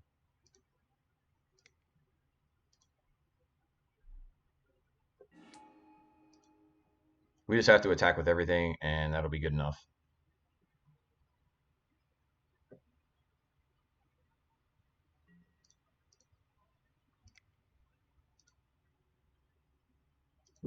Oops, cannot do that. Anyway, all right. We had it without playing the Noble anyway, so that doesn't matter. Let's just do our math here again one more time, double check. Yeah, so they block champion, they go up to 12, 7, 8, 9, 10, 11, 12, 13. Yep, they're dead. Greta, come here, please. Dog hears the mailman outside. She's starting to lose her mind. All right, and that's our lethal. All right, so that was a nice little win there against Amulet. So we are currently 3-1. Like I said, we took that loss to Jund early, but we've had a couple. The deck's running well. We've had a couple good wins since then. So let's go into this last round here. Hopefully, we can get the 4-1 and take some money home.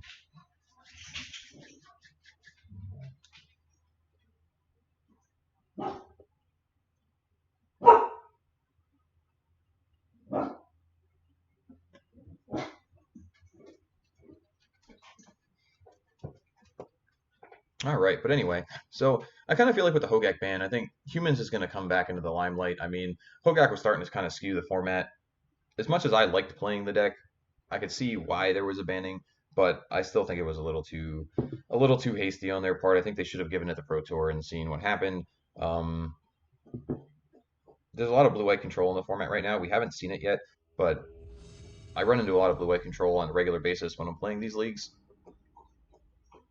All right, so we're gonna be on the play. It's a good place to be. This hand is a mulligan, no lands. I guess this one's on keep. I mean, the hand's not great. The hand is definitely not great, but on a mulligan to 6, I'm not going to go to 5 here.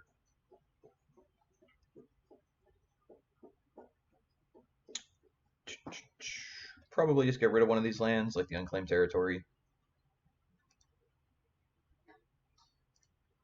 All right, so our opponent kept a 7.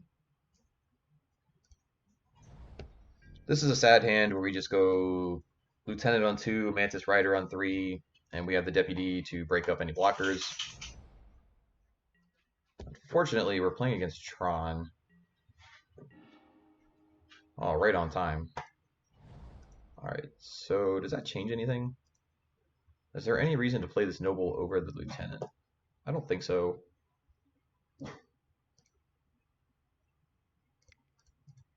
Yeah, I think we just play the Lieutenant here. Playing Lieutenant on 2 is not where you want to be, but it's fine. Sometimes your hand's forced into doing it.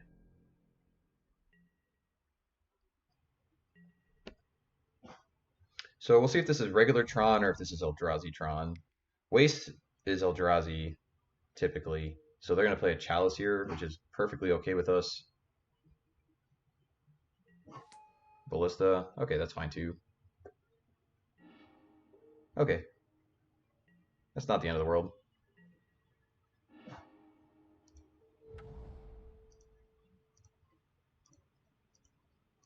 White, blue, red.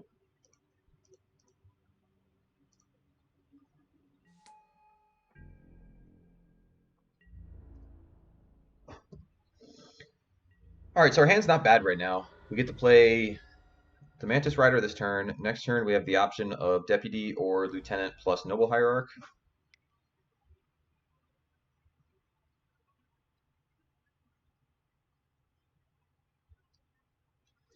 If this is a Thought-Knot Seer, they're presumably going to take the Deputy of the Tension.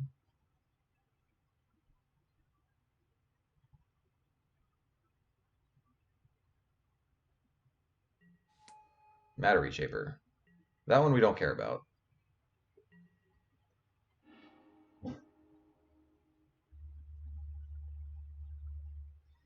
All right, so if that's the case, this I'm going to go Noble Thalia's Lieutenant this turn, then we're going to save this Deputy for one of the bigger creatures or when we're trying to get in for a big crack. So what we can do here is we can go Lieutenant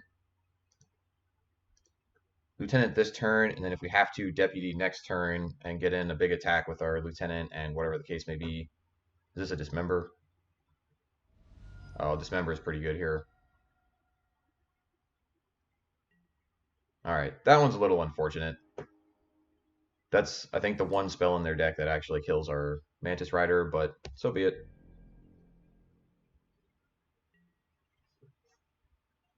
Okay, so they had some interaction there. For a deck that doesn't play a whole lot of interaction, they had the Walking Ballista and the Dismember, so they had a good hand for this matchup.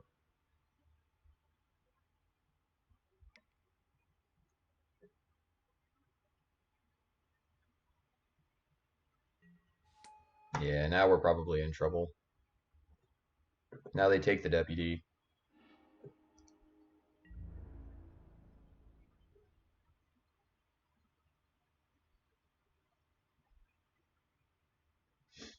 Their hand just lined up perfectly with what we were trying to do. If they didn't have this Dismember, if they didn't have the Dismember, we would have been way ahead, but unfortunately they did. All right, so we're going to play our little 0-1.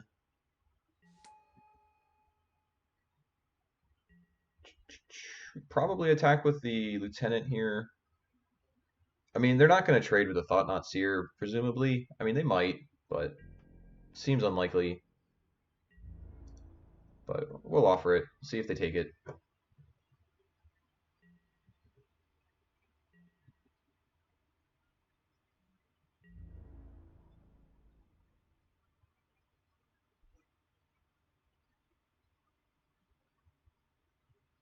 They have 4 cards in hand. They also did not play a land last turn, so we know they have 4 spells in hand.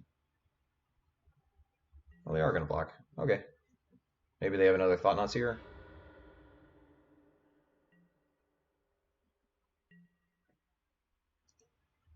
All right, well, we're going to play out our things.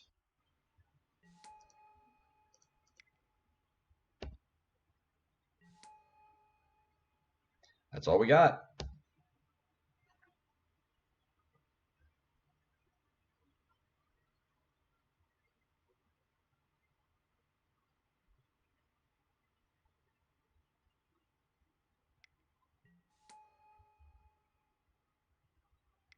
All right, so they're going to map, crack map, get a land for the turn. Probably a temple. Yep, another temple. Temple unlocks any Endbringers or anything big like that in their hand.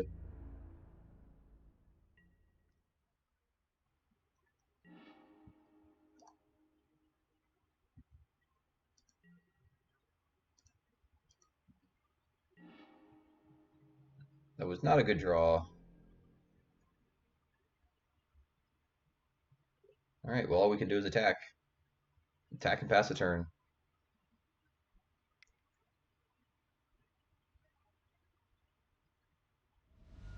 Another Dismember. It's pretty gross. Like I say, they usually only play 2 Dismembers. I mean, if we attack with a Noble here, they can trade.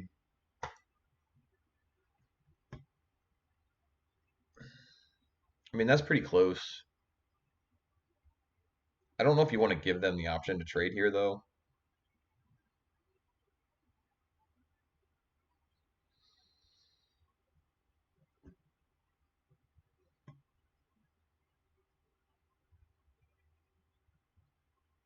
But then again, things aren't really getting much better for us, so we probably do just trade.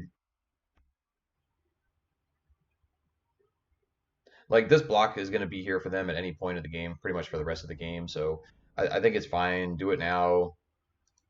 They get their flip, and hopefully you get it out of the way. I get another Thought-Knots here. Okay. We're going to have a hard time attacking on the ground in this matchup.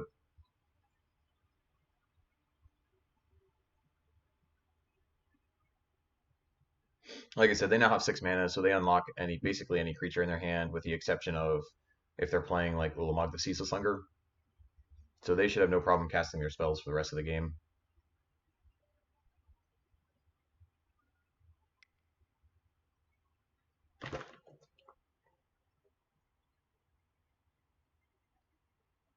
Smasher, maybe. Yep. So I think we just want to draw as many Mantis Riders here as possible. That's probably the best card for us to get in this game and stay in this game.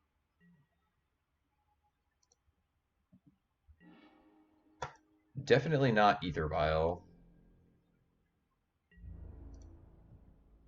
That is not the one we wanted to draw.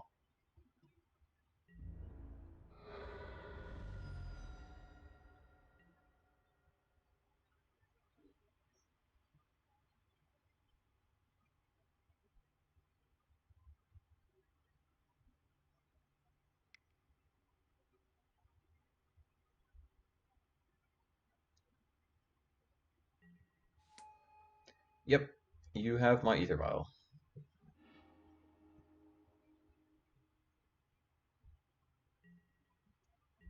Lucky guy. Okay, so we're going to 10 here. We need a spell.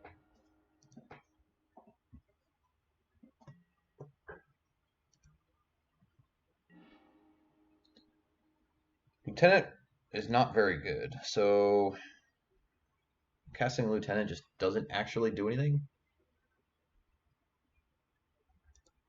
Yeah. I'm going to go to the next game. We had a series of a couple bad draws there in a row that didn't really help us. All right, so let's bring in Dismembers. I don't know if Oof is going to be good enough, but we'll bring it in here just in case. We'll see what we're going to cut. So no Auriok, no Gut Shot. No Sin Collector. Gaddock Teague. Yeah, Gaddock Teague's probably good enough. It shuts off because they're playing Karn the Great Creator. I mean, so Gaddock Teague was more for a traditional Tron because of Karn and Ulamog, but and Ugin. But shutting off Karn the Great Creator could be very relevant. All right, so what do we not want here? Oof is definitely on the fence because they're really only playing like Mind Stone. So this might actually not be good enough. We might be better off with the Damping Spheres.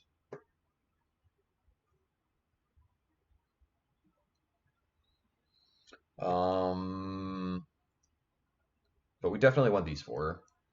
The thing about Damping Sphere is like not ideal because their game plan is not no, does not revolve around getting Tron. Not like the big mana Tron deck is. So Damping Sphere I don't know if is going to be quite good enough here in this matchup. They're definitely more creature based.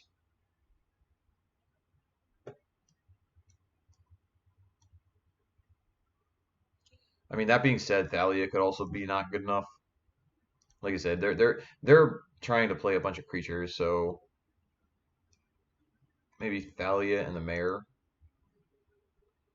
The one random Mayor helps you just make your stuff bigger. So maybe we do keep the Mayor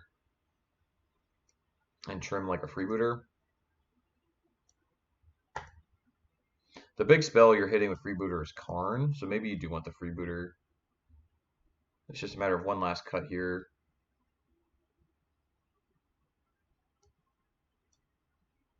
I'm gonna cut a mage. Yeah, we'll cut a mage instead.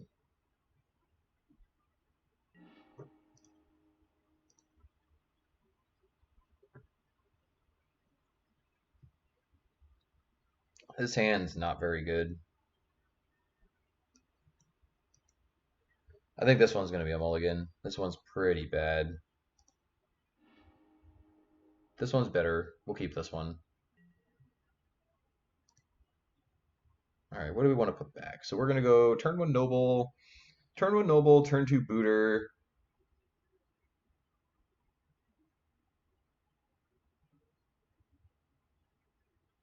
We could pitch a land here. Maybe that's too greedy. We could pitch an image. Maybe it's the image. I think pitching a land might be a little too greedy. But then again, going Reflector Mage into Reflector Mage, because we're going to go Noble, Booter, Mage, probably Image on Mage. Maybe that leaves Deputy as the odd man out. Or we keep both. We just keep Image and Deputy and get rid of the Mage.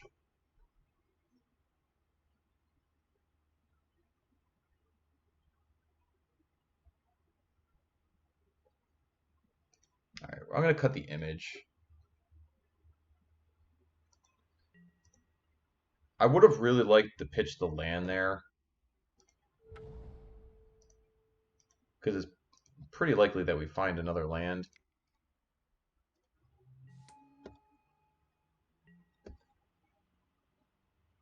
But then you're going to feel real bad if you don't draw another land for the rest of the game.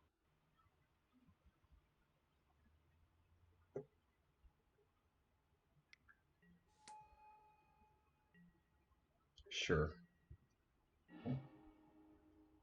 It's not a bad draw. All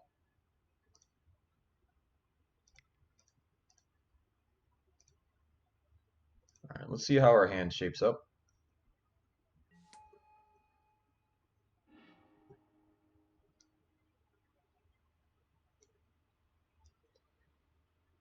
We've got a lot of things.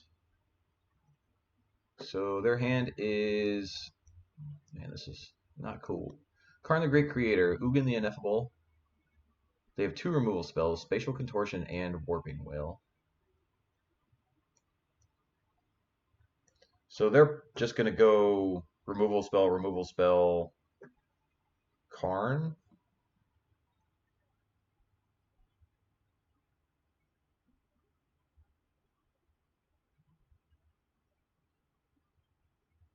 They only have two lands though, so maybe we take the Warping Wail. Warping Whale gives them at least the flexibility of using it for a land drop.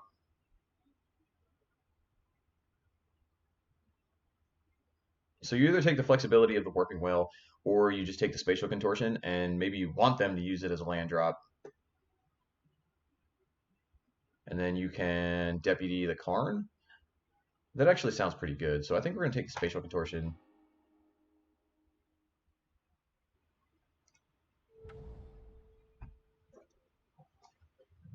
As far as our mana is concerned here, we could name Wizard with this. We also have blue and white available out of our 2 Noble Hierarchs. So we could just still name 2 humans.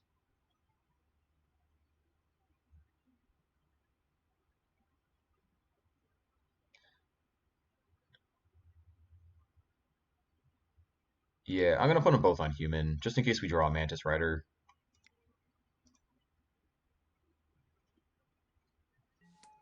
All right, so let's see what our opponent wants to do here.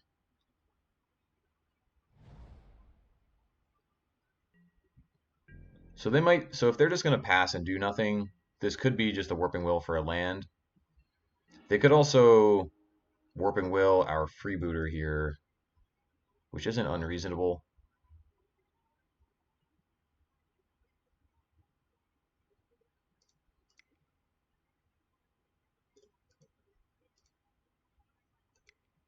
All right, so let's play Noble Hierarch first.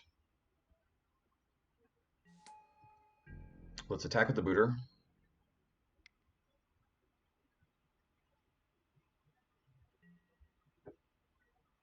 Yeah, so they're going to get back the Spatial Contortion.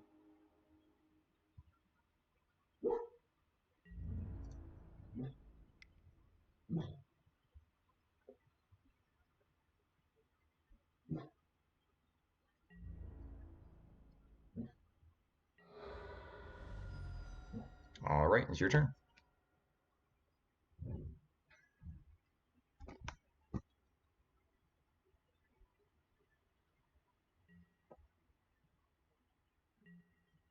Okay, so they missed on their land. So whatever we attack with, they're going to Spatial Contortion here. Lieutenant was a good draw, because this allows us to attack with all of our guys. And we still get some damage in, even through the Spatial Contortion.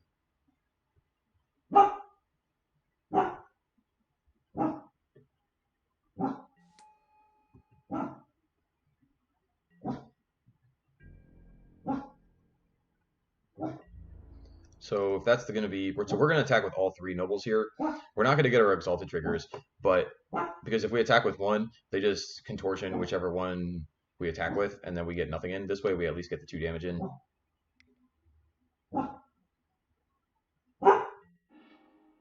Yeah, so they just kill a noble.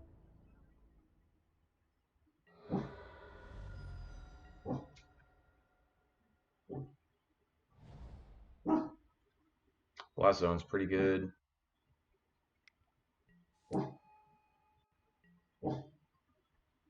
Alright, so we're going to Reflector Mage this guy.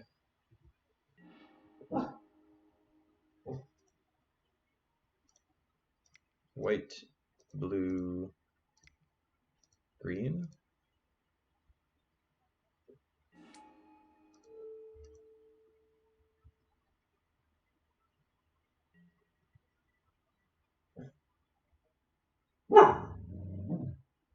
And then we just get to attack. We just attack with the Thalia's Lieutenant. Gets us in for 4 damage.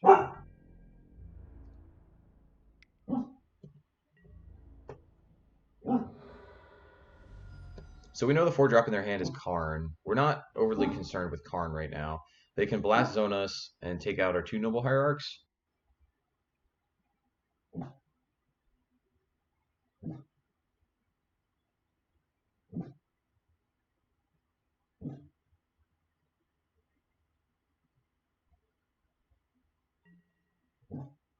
It looks like that's what their plan is.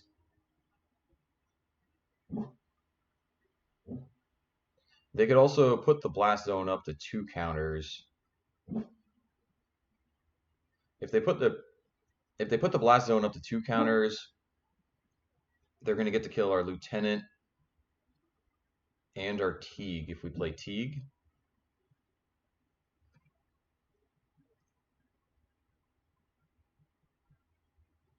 We just have to be careful here how we want to sequence this.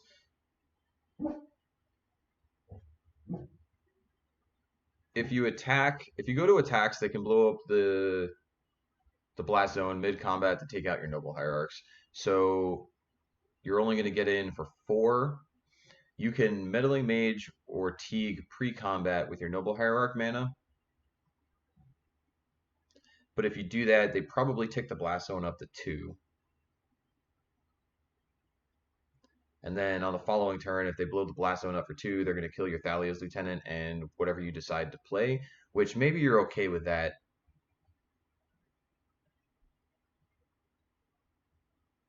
Because I feel like that's pretty much forcing them to use the blast zone instead of casting spells out of their hand. I mean, alternatively, we can go to our attacks here. We can go to our attacks here, just attack with everything, see what they do, and then second main, play the meddling mage on Karn.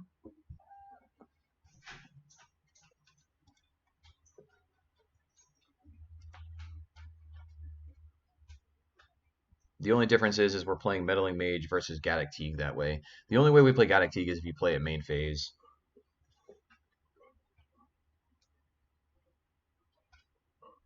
Yeah, let's go to combat here.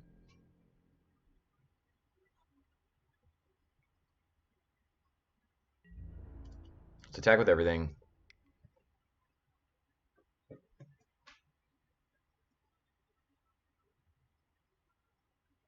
I mean, them blowing up Blast Zone here is a real cost.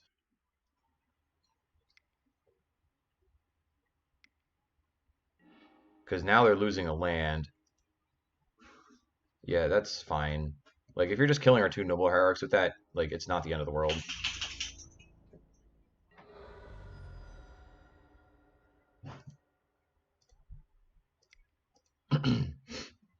Now we get to play Meddling Mage. We know they have a Karn in their hand. How much do we really care about the Karn? I mean, even if they play Karn, it doesn't really do anything. They're gonna go. We're gonna have 2, 3, 4, 5, 6. They're gonna have. We have lethal in play. So maybe we just name Walking Ballista here.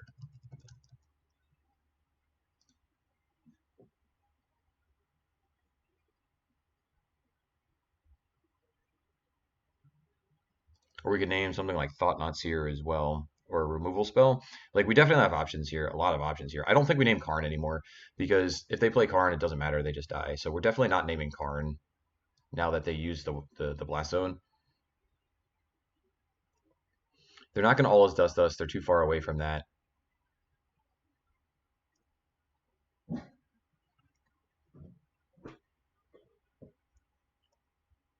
Let's name Thought Not Seer.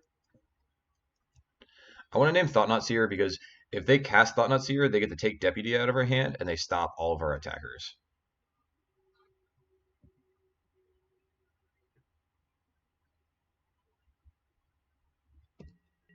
All right, so we're done here. All right, so it's their turn. Need to start playing a little bit faster here. We're doing a lot of talking and a lot of thinking. But I think Thought Not Seer was a good name there.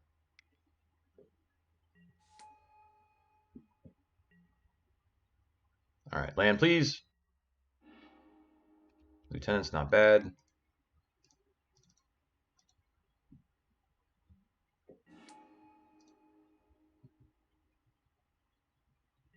Let's crash for 1,000,000.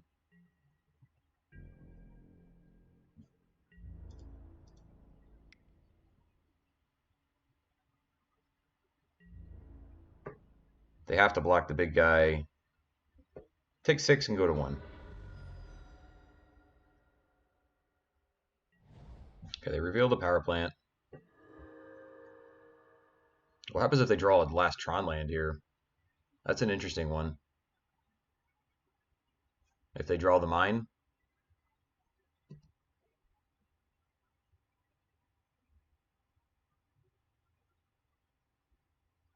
Nope, they didn't do it. All right, we're going to go to game 3 here.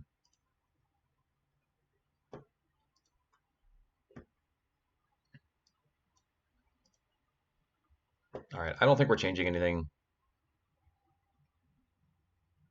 I like the freebooters, I like the one mare, I like the one Teague. I like the way everything else we sideboarded, so we're just going to keep it like this.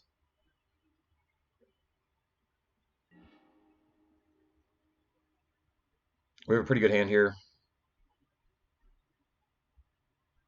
Go turn 1 Noble, turn 2 Champion, Thalia's Lieutenant. I mean, we have a pretty fast hand. Let's keep. Our opponent is on a mulligan. They're currently on 6.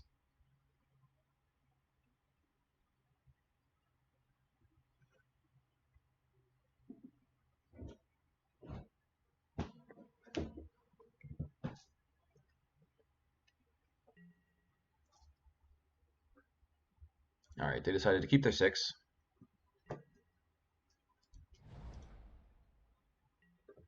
All right, so they get the lead on a tower.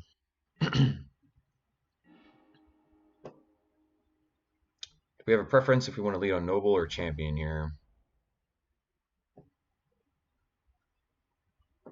I kind of want to just go Champion. I mean, if you go Champion into Thalia's Lieutenant, I mean, it's a lot of damage.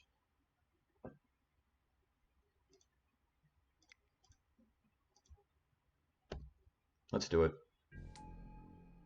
They're on a mulligan.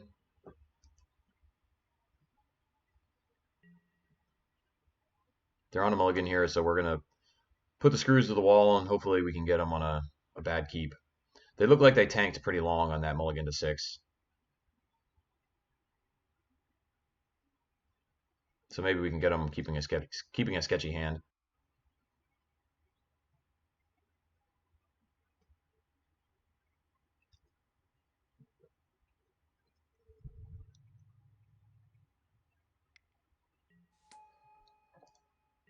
Okay, so yeah, they're on a slow hand, so now they have Expedition map. So they're going to waste their next turn probably playing this Expedition map. Um,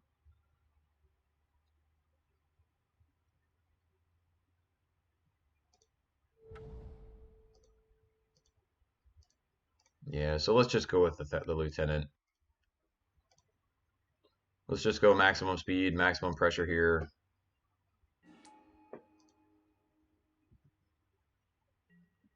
Let's crash with our Champion.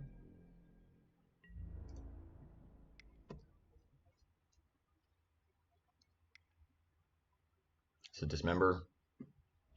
Yep. All right, well, they're not going to get totally run over. They had the dismember there to slow us down. I mean, we also get to play a Mantis Rider next turn, so we got a very good curve this game.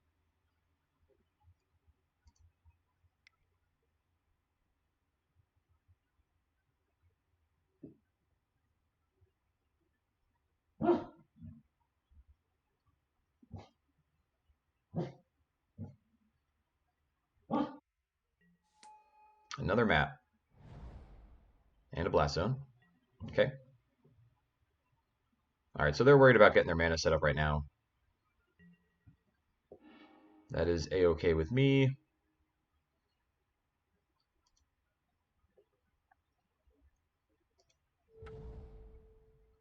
That being said, we're just going to keep jamming creatures. Let's put this Mantis Rider into play. We're going to crack our opponent for 5 here.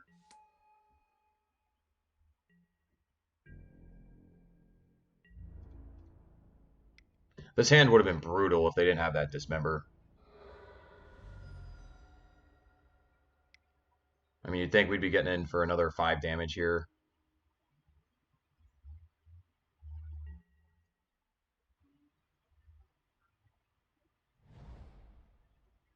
So they're going for Tron with these maps.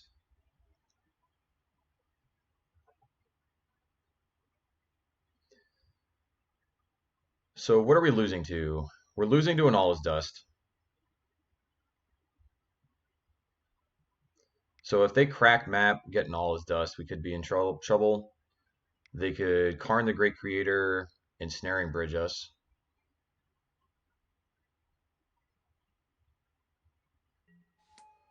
Walking Ballista for 2. I would like to draw a freebooter here because I want to see what's going on in their hand. So let's draw a freebooter, please. Mare.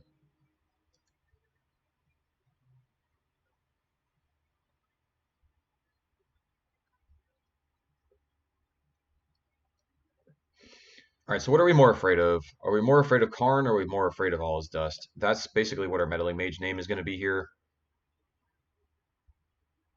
Because they're going to crack map and they're going to have 7 mana. So if they have Karn, they can go Karn, tutor for bridge. Karn, tutor for bridge, that's going to leave them with 1 card in hand. Or if they All Is Dust us, 1, 2, 3, 4. Yeah, they can All Is Dust us. I think we're going to name Karn here.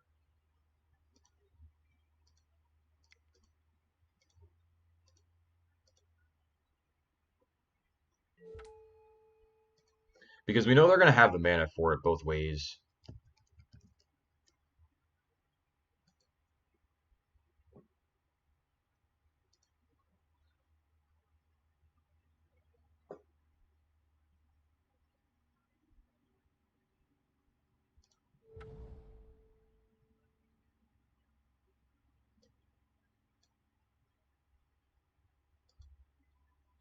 I'm going to name Wizard with this last one, just in case we need the mana for a Deputy of Detention. So we attack for 3 here. We take them to 8. 3, 3, 4, 5, 6, 7. Yeah, I'm going to play the Mare. I think we're taking a line here where we can't really afford to play around All Is Dust.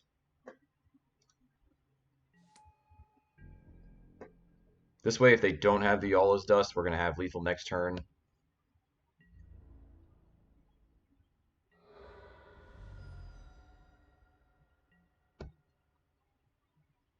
They also can't Blast Zone us here, which is relevant as well.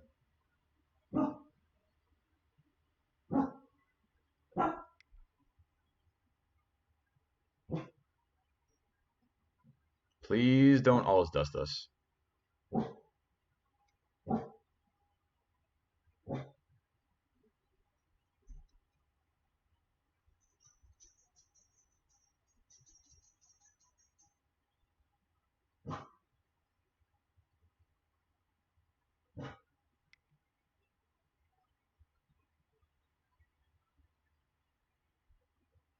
Tapping Power Plant. Tapping Power Plant.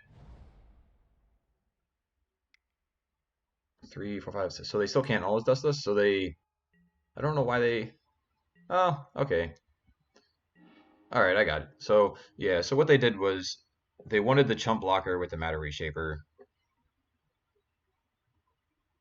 All right, so let's play Canopy. Draw with Canopy first. Let's see if we can find a removal spell for this Matter Reshaper.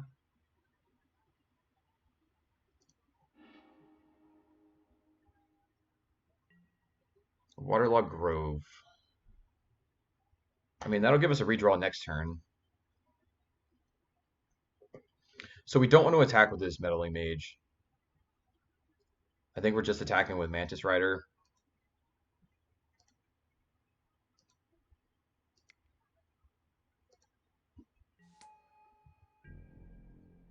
Yeah, it's going to be just the Mantis Rider here.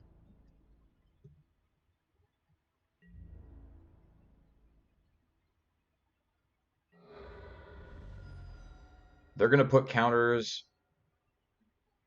on the Blast Zone.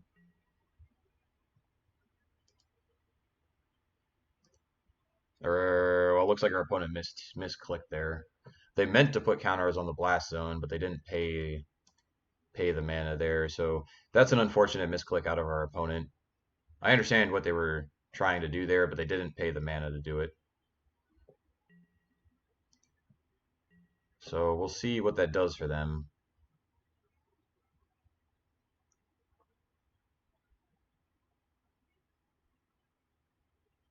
I mean, their plan might have been make Blast Zone for 2, blow up the Meddling Mage, and play Karn. That could have been their line.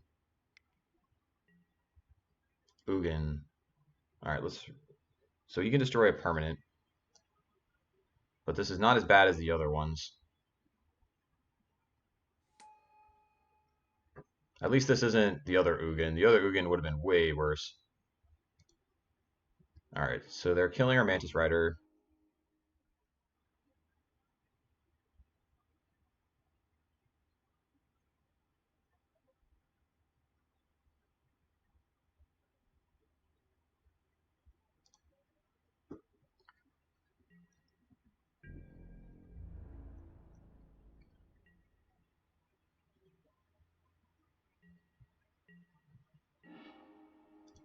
Alright, so we're still looking for a removal spell for this Matter Reshaper. And we're going to have 2 draws at it. Not Noble Hierarchs.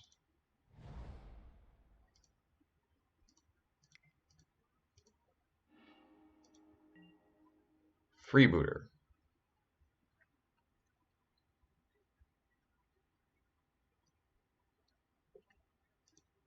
Alright, well, we're going to cast Freebooter here. We only have 1 counter on the Vial, so we can't draw step it.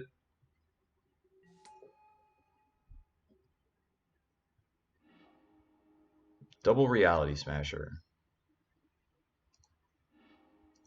Alright, so there's no removal spells to play around here.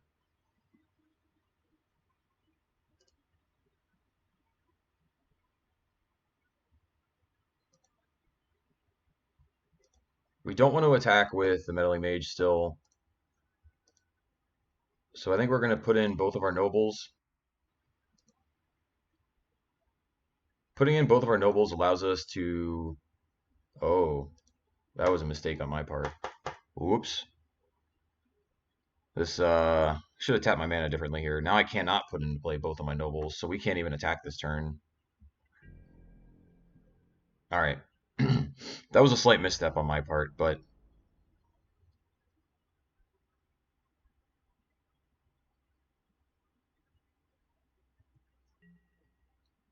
Alright, so let's see what happens. This last cavern should have been on human.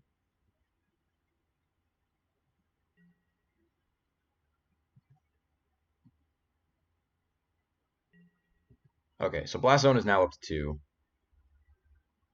which is bad news for us.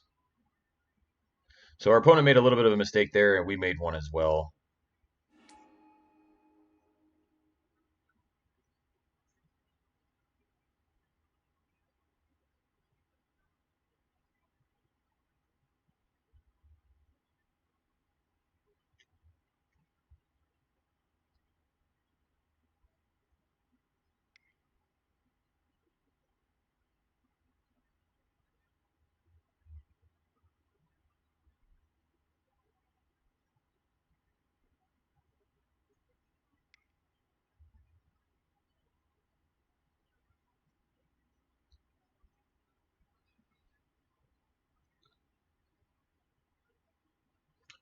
They want to cast something.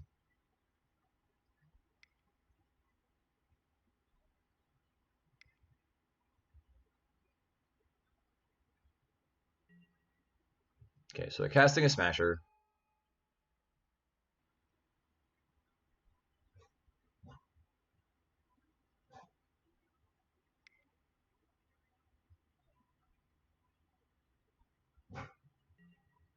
Cast a Reshaper.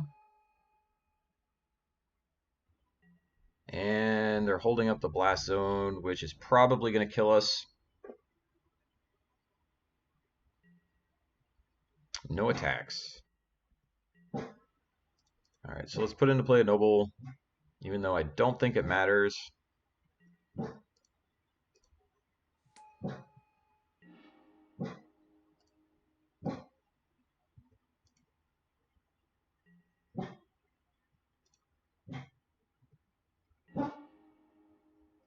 We needed that Reflector Mage last turn.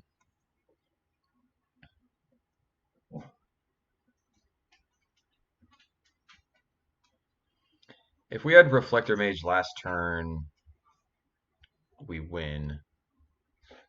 This turn we do not. Because now we just attack. They blow up the Blast Zone. We lose most of our board. but we're gonna have to make them do it.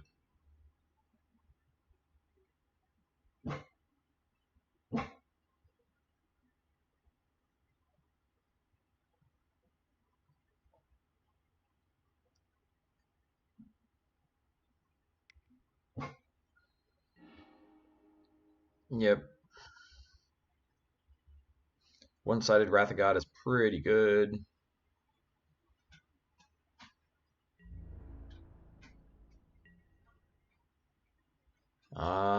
Do we even play this Reflector Mage at this point? I mean, if we bounce Reality Smasher, we shut off both Smashers in their hand for next turn.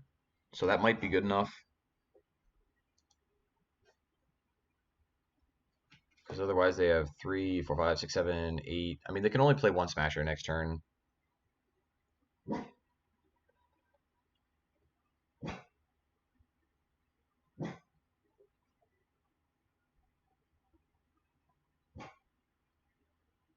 Yeah, I'm gonna play the Smasher. Or the Mage on the Smasher here.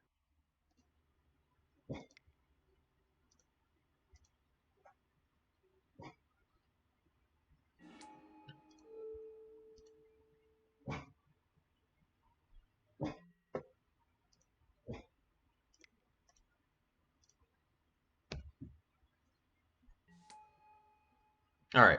We still have live draws. We still have Mantis Riders that can get us out of this.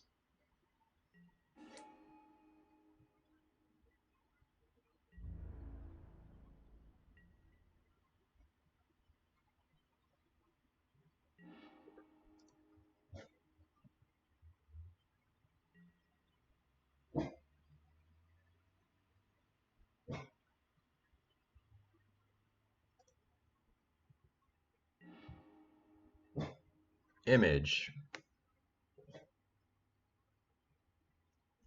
Image doesn't do anything.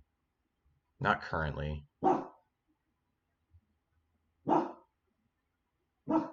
Imaging a Matter Reshaper doesn't do it. So we're just going to pass here. I mean, we can attack with a... If we attack with a Reflector Mage, it's going to be a 4-5. So they can double block. Yeah, I think we just don't attack here. I think we just pass.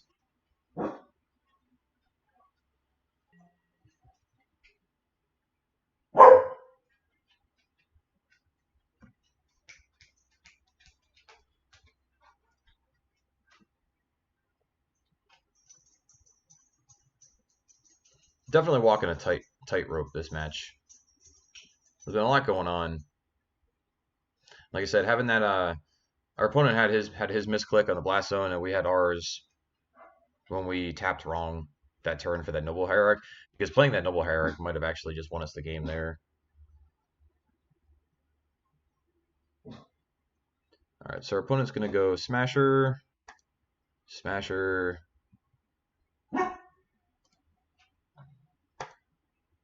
Oh, I kind of forgot about that secondary ability. That it costs 2 less to cast, so they can cast both Smashers in one turn.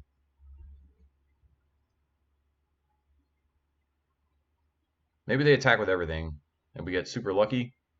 If they attack with everything, we can image a Reality Smasher and have a hasty attacker. No, they're not going to give us that option. All right, so that being said, we're just going to take 10. We're going to have to rip a Mantis Rider off the top here.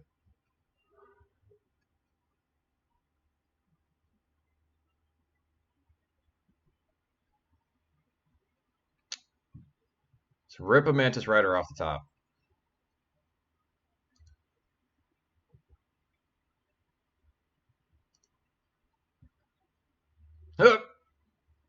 That's not good.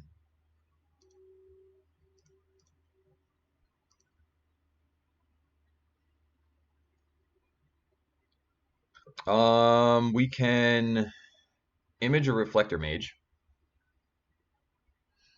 If you image a Reflector Mage,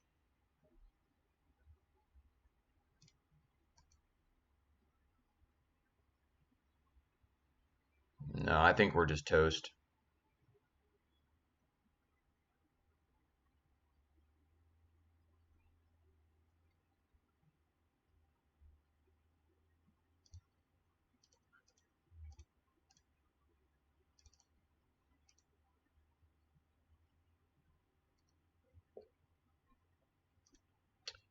We'll try it. See what happens.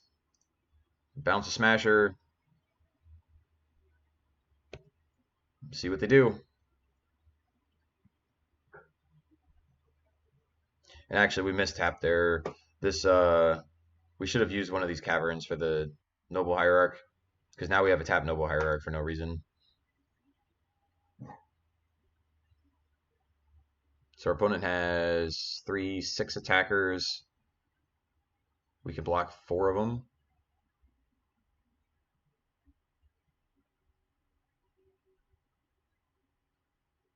Potentially. I mean, they can also blow up. Yeah, I can say they can also blow up something with Ugin here.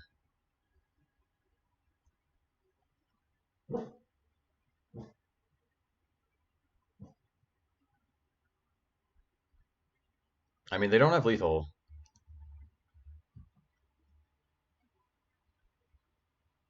Another Ugin. Okay. And blow up the other Reflector Mage. Yep.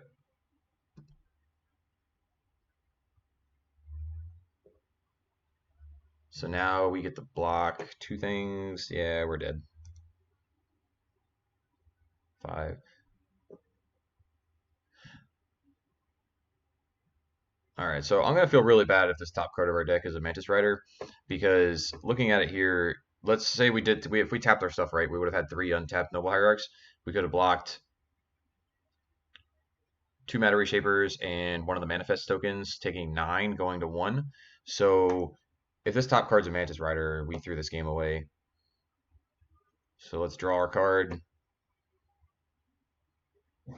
Oops, not this. I don't care about that. I want to see what my top card was. All right, what was a cavern anyway? So we were losing there. But anyway, so actually, what did we get here? We got a treasure chest. So while we're hanging out here, let's open up this treasure chest, see if we can feel a little bit better about punting that away there. Come on, big money. Renin 6. That is not a Renin 6. But anyway, all right, if you're still hanging out here, I do want to say thank you very much. We had a little 3-2 there. We had a loss to Jund, a loss to Eldrazi Tron, but we had a couple of good wins, a couple of good, very tight matches. If you like watching Modern and Legacy, I like to do a lot of that on this channel. Those are the formats I play the most. But thank you very much for watching, guys. See you next time. Remember, give us a like, give us a subscribe, and we'll see you next time. All right, thanks. Have a good day. Bye.